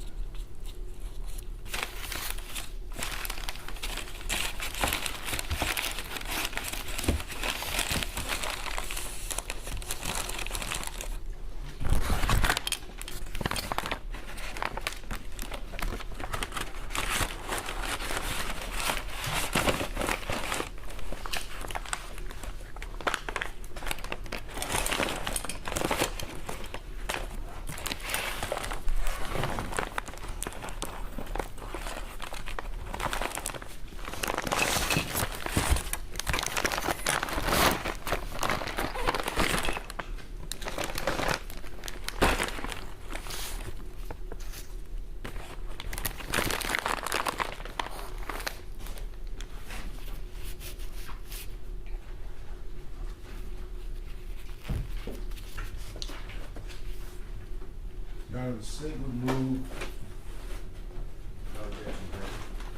go for 185, and all subparts 186, 187, and all subparts into evidence, tendered all to defense for inspection. Offer for no objection, Judge. No objection from the registrar. All right, they're all admitted.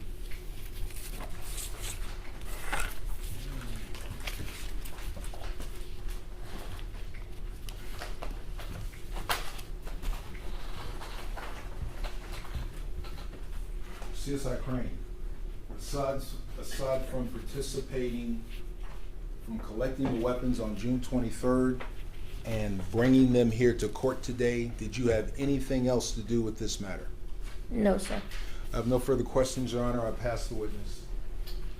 All right, and with that, members of the jury, it's 6 o'clock, 6:01 actually, we'll go ahead and break for the day. Tomorrow I'll be here no later than 10:45 in the morning. We'll get you on 10:45, go through the rest of the day. All right, y'all have a good evening, see you tomorrow. All right, so the jury.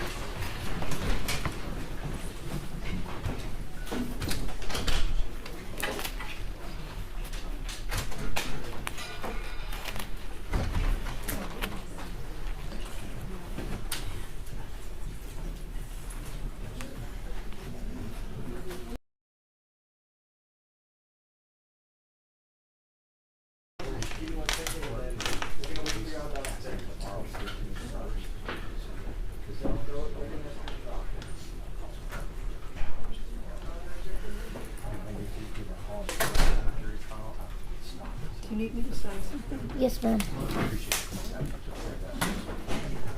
Okay.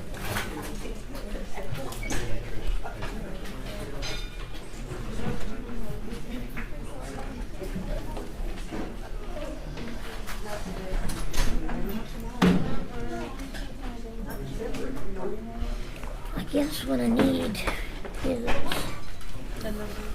yeah, The exhibit numbers or your numbers?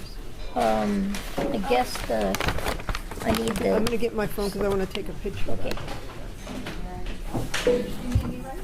No, I apologize for being longer than I thought. I don't know if we work together. I will never give you a third. Sorry, excuse me. Excuse me. Thank you so much.